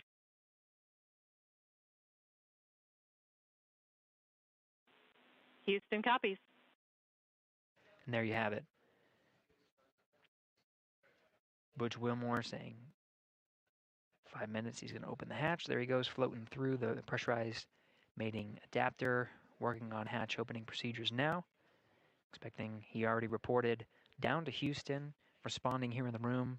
Capcom, Tess Caswell. We should expect that to be open in 5 minutes. So the vestibule is pressurized, and that means that it will expose the vestibule and we'll be able to see through the APAS hatch to the Dragon hatch. Now you'll notice it's the Dragon hatch because this hatch, of course, will be opened, but the Dragon hatch has a window at the center of the hatch. We may be able to see small views of the Crew-10 astronauts poking their head through, maybe a couple of waves. Of course, it's pretty crowded now. Some excited Expedition 72 astronauts and cosmonauts awaiting the Crew-10's arrival. Wilmore now working through those procedures now. You can see he's wearing gloves and inspecting the area for any debris. This is a very carefully choreographed set of procedures that he's undergoing right now. Yvonne Wagner and Sonny Williams photographing each other, of course, but the cameras they have in tow, some will be used for engineering purposes to photograph and inspect some areas of the hatchway. These will be sent down to the ground and analyzed by engineers to make sure that everything is good. Part of the standard procedures that are necessary for opening up the hatches.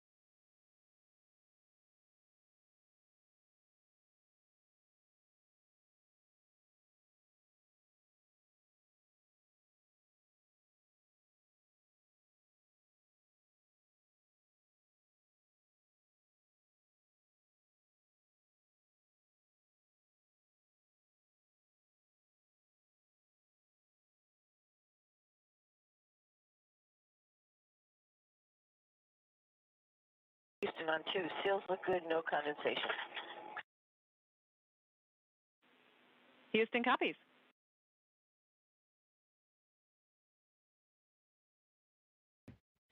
Station hatch is now open. And Dragon, SpaceX on Dragon to ground for crew status.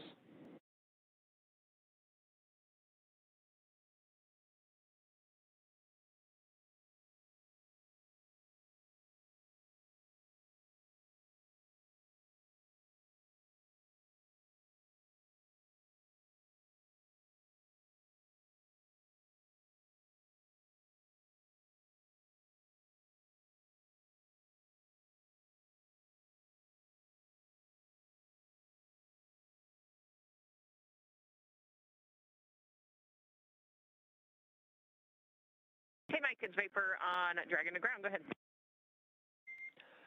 Hey, Vapor. Just wanted to check in since I see Butch and Nick are moving pretty close through the vestibule pressurization and those tasks there. So just wanted to get a status on your guys from inventory report. And I see about 20 minutes on suit drying and just wanted to check in.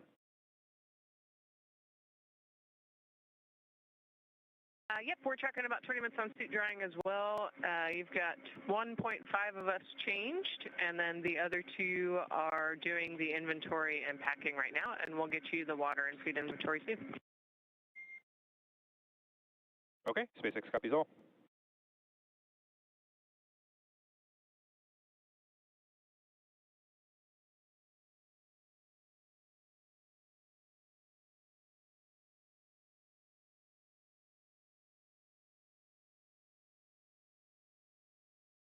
So as a readback, you can hear the crew inside Dragon speaking with the core that's over at SpaceX's Mission Control in Hawthorne, California. The crew on the other side of the Dragon hatch does have some procedures to go through. You heard they have some time on the suit drying, and then they have additional procedures ahead of them before they open up their hatch.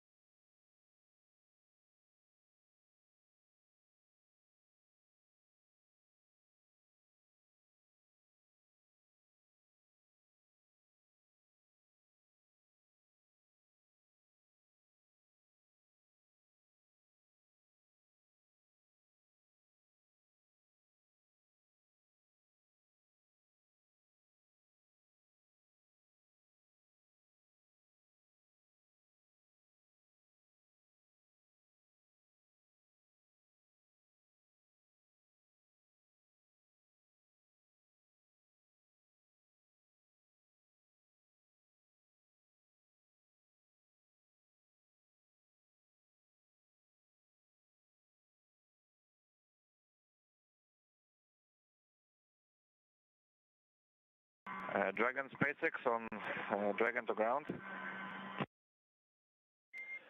Creo, I've got you 5 by 5 on Dragon aground, and I am ready to copy the inventory report. Yes, sir, right. That's what I'm calling for. So we had water from station 11 and 12. From 202, we had 5 bottles. Them. For 203, 5 bottles. For back 204, 4 bottles.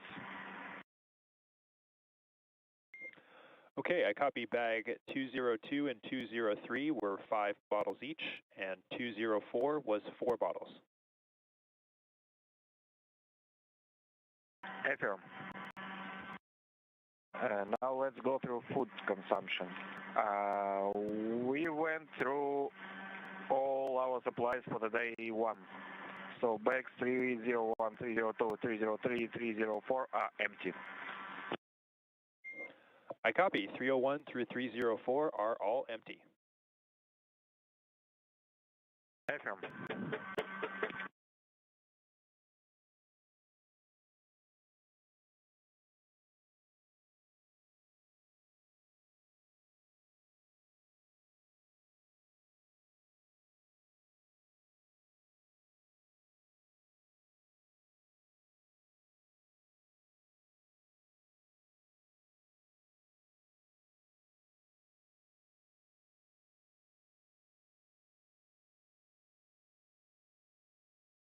Houston, we're up to step 4.9. Station's ready for Dragon hatch equalization. Houston copies.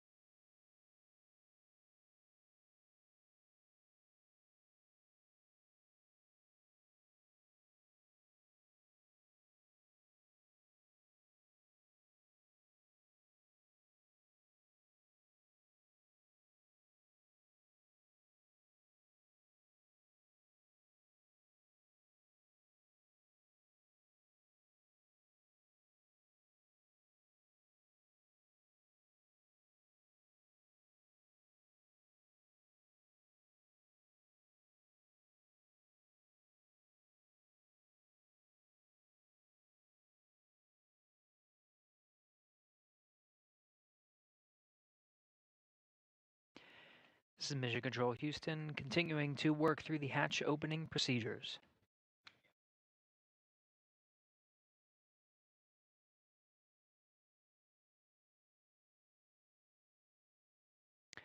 Outside of some of the channels that we patched through, that's part of the Big Loop communications.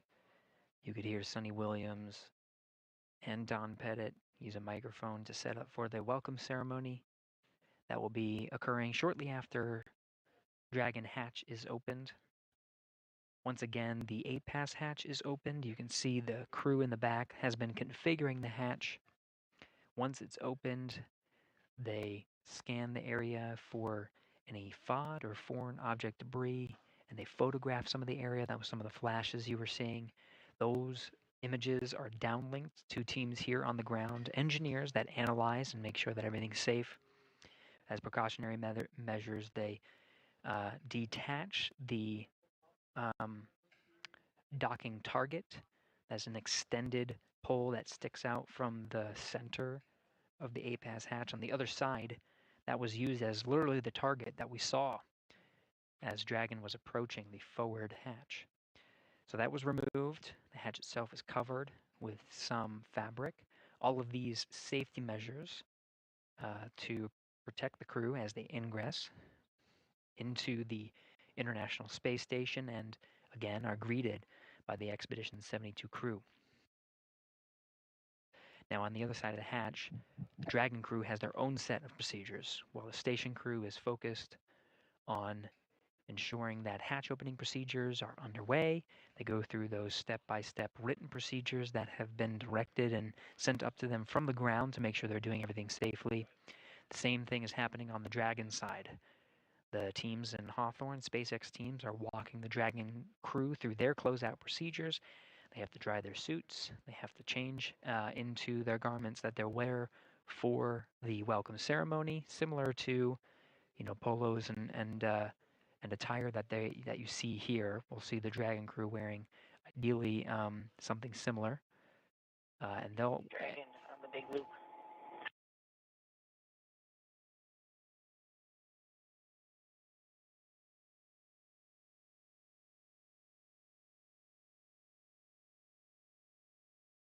Go ahead for Dragon on the big loop.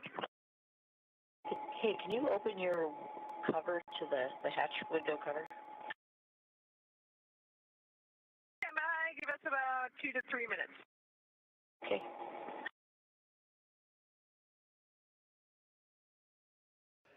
The excitement in the International Space Station is real. Sonny Williams.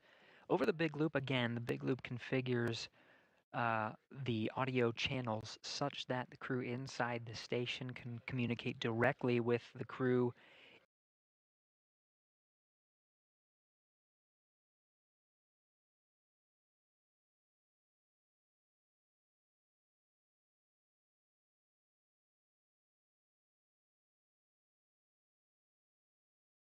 on this loop. So, of course, to Crew-10, welcome.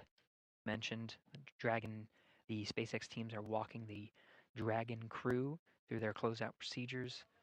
Again, there's that little window that they can see through.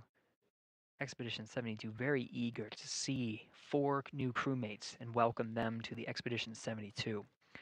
When they enter and start their formal welcome ceremony, we will see all Expedition 72 astronauts and cosmonauts in this view that you're seeing right now. There will be 11 crew members aboard the International Space Station at the same time.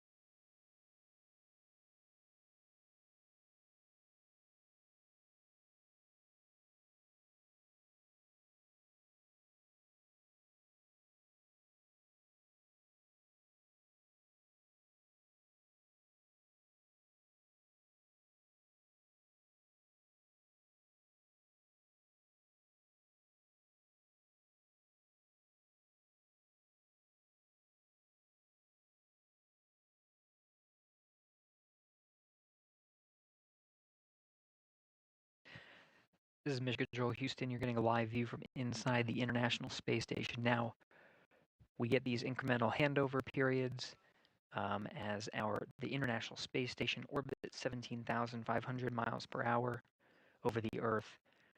They're communicating with several geosynchronous satellites that are positioned also around the Earth and have to point the antenna in a certain way. So these handovers are anticipated as we hand over from satellite to satellite.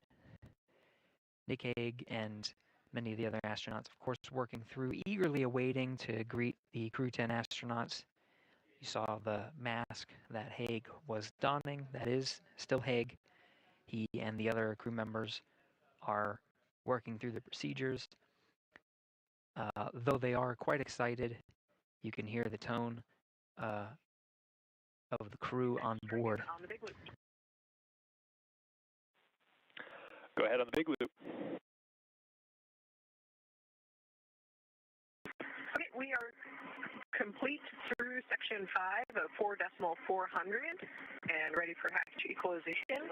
And then for 4.012, we're tracking 42 minutes of suit dry time in section 5.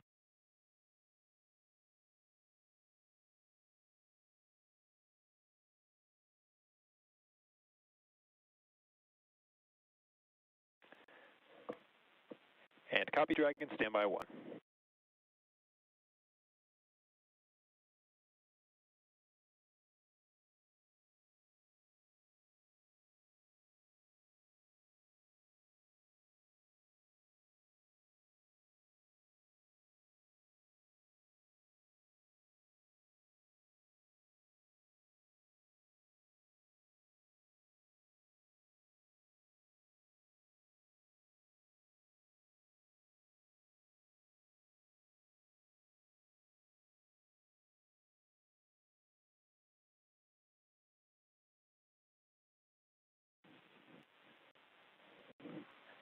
And Dragon SpaceX on the big loop. At this time, you guys are go for hatch opening per decal, followed by your remaining actions in section 6 of 4.400.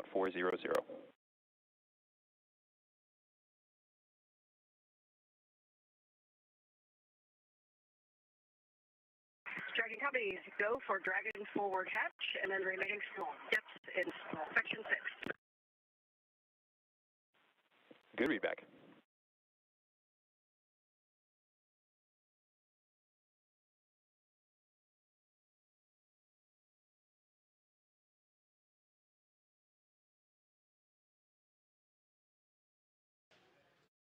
So you heard that call on the big loop. Crew inside Endurance is getting ready to open up that hatch. Of course, the crew, Expedition 72 crew, has gone through their procedures to safely open up the hatch. You saw a couple of photographs. You see in frame there on the bottom left, Yvonne Wagner doing some closeout photography, as well as a few of the other Expedition 72 crew. Now it's up to the Crew-10 cadre to open up the Dragon hatch. Once that hatch is open, all hatches between the two spacecraft will be open and Crew-10 will be able to float through. Now, oftentimes, there has been a gap in time from when the Dragon hatch is open to when we actually see the crew float through. It will be at the crew's discretion and the timeline that they have with the Hawthorne teams on some of the closeout procedures that are necessary inside the Dragon cabin before they can say a verily that they can float through and be welcomed, start the ceremony. So we'll just stand by, listen in, see how they're doing, and follow along. We're continuing our nonstop coverage of Crew-10's arrival aboard the International Space Station ahead of a formal welcome ceremony as Crew-10 joins Expedition 72.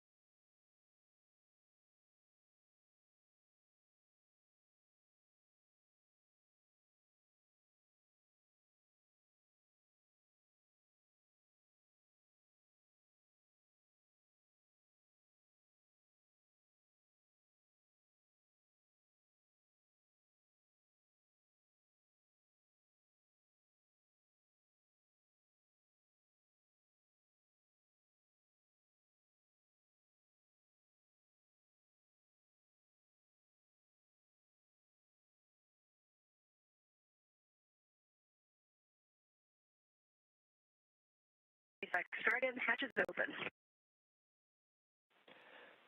SpaceX copies, hatch open at 0535 UTC.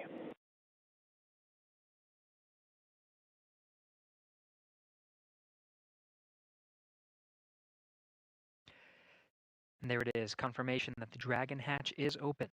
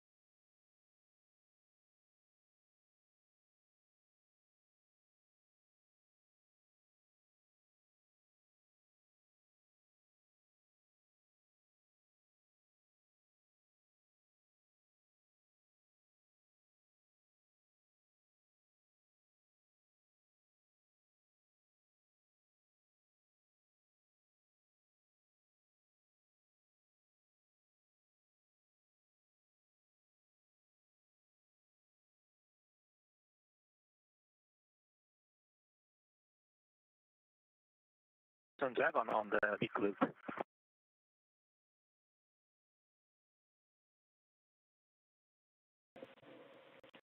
Go ahead, Doc. We are in step 6.1 of the procedure 2.102 Crew Dragon ISS and IMV that's installation complete, and you guys go for IMV fan activation. Houston copies.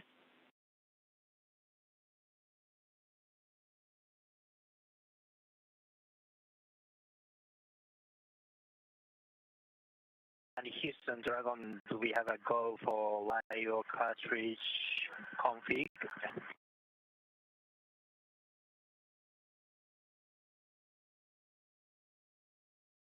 Checking.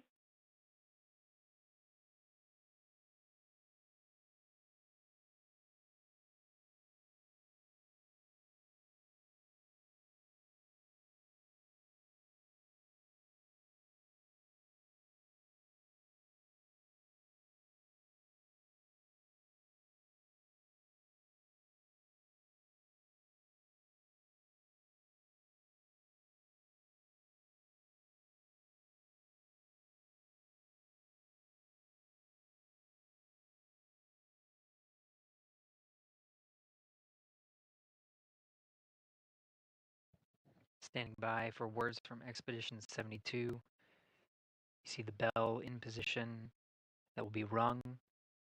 Audio will be streamed down of the bell welcoming the crew. More Expedition 72 members coming through. Dragon Houston, you are go in step 6.3.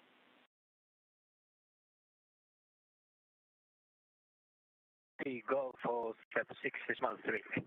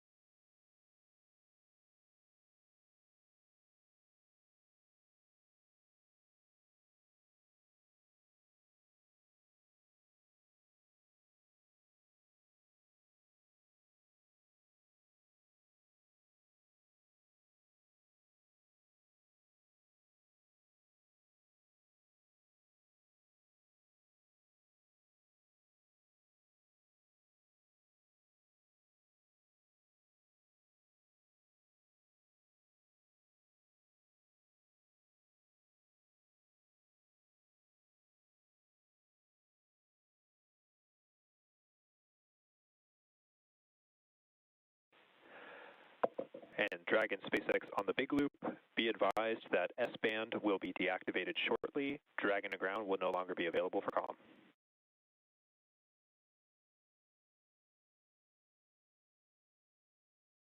Dragon copy.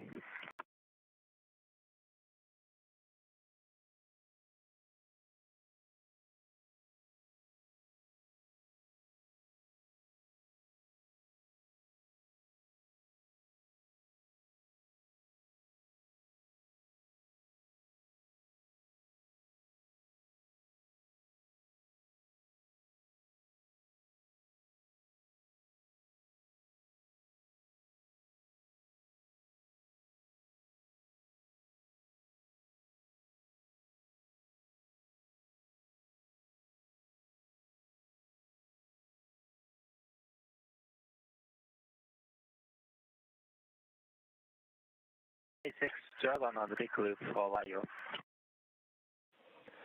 Go ahead for LIO.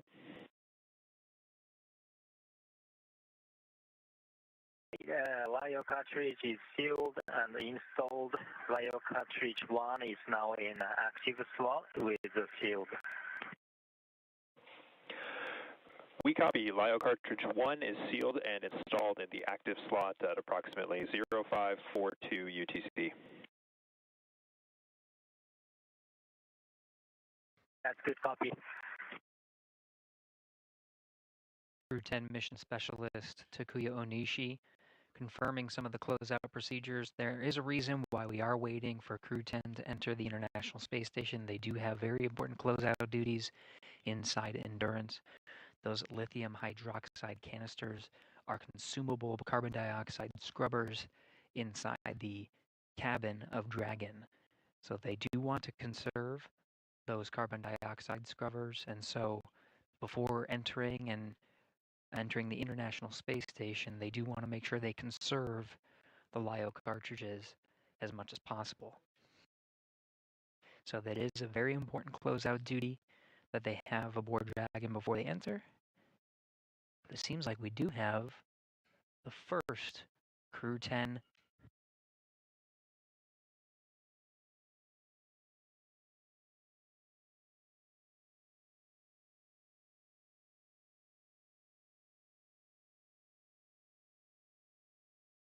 Onishi, the first Crew-10 astronaut through the hatch, followed by Peskov,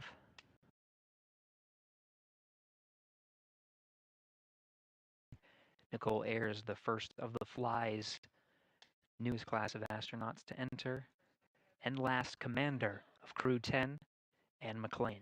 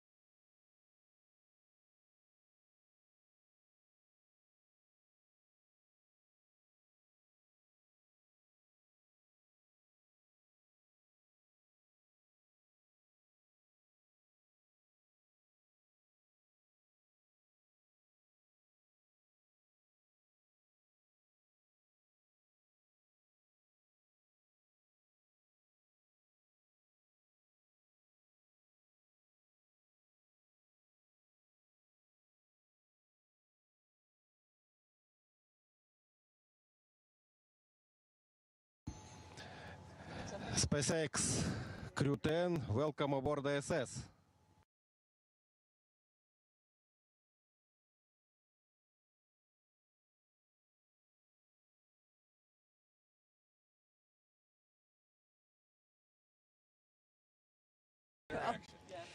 Well, hey everybody down there on Earth. You're not hot on the mic.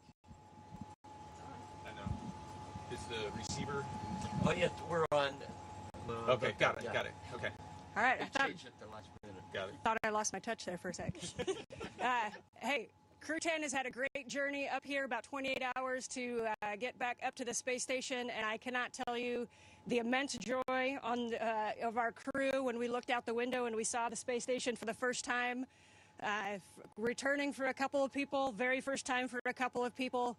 And let me tell you, that is such an amazing journey. You can hardly even put it into words.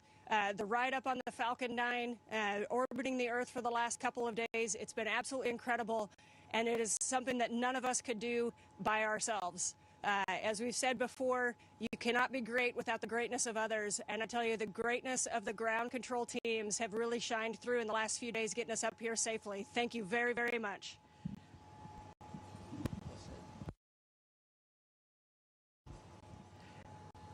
Hey, from the bottom of my heart, thanks to our families, friends, and our colleagues from all the partners, SpaceX, NASA, CSA, ESA, Roscosmos, and JAXA for preparing us and making it possible for us to get here.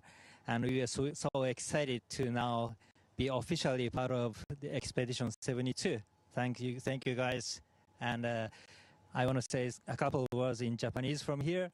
日本の皆さん応援ありがとうございました。元気にここまで ISS まで帰ってくることができました。明日からまた、一生懸命、希望でのサイエンス等含めていろいろなタスクを頑張っていきたいと思います。ぜひ応援よろしくお願いします。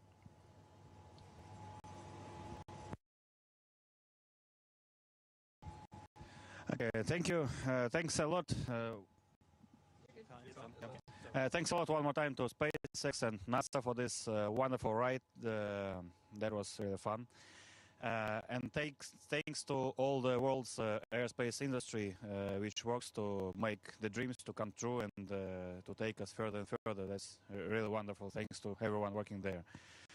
И спасибо, конечно же, отдельно это Роскосмосу и Центру подготовки космонавтов за знания и опыт, которые привели меня сюда. Будем работать славно, работать дружно. Во имя, во благо всего человечества. Передаю микрофон.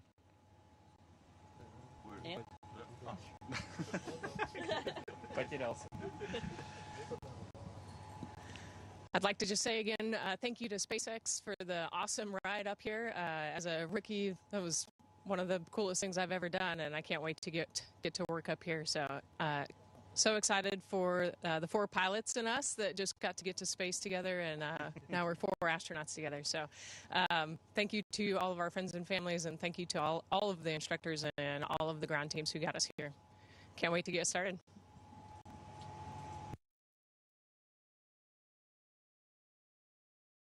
And Houston, thank you for tuning in this early morning. It was a wonderful day. Great to see our friends arrive. So thank you so much.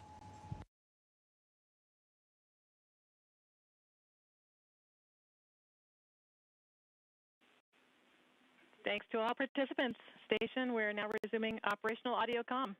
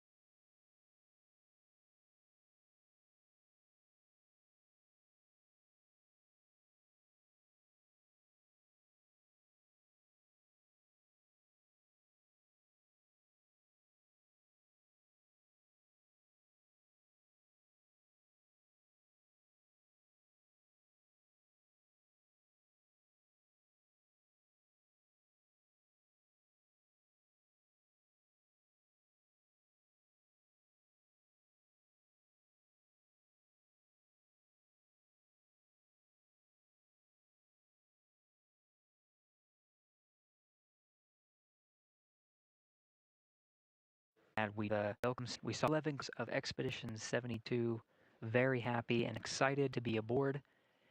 It'll be they'll now go into right now is what they're scheduled to do is just have some time to chat with each other before a formal safety briefing, just getting to know a refresher really of the safety procedures aboard the International Space Station before they transition into some work, including transferring some cargo before heading right to sleep for the Crew-10 crew.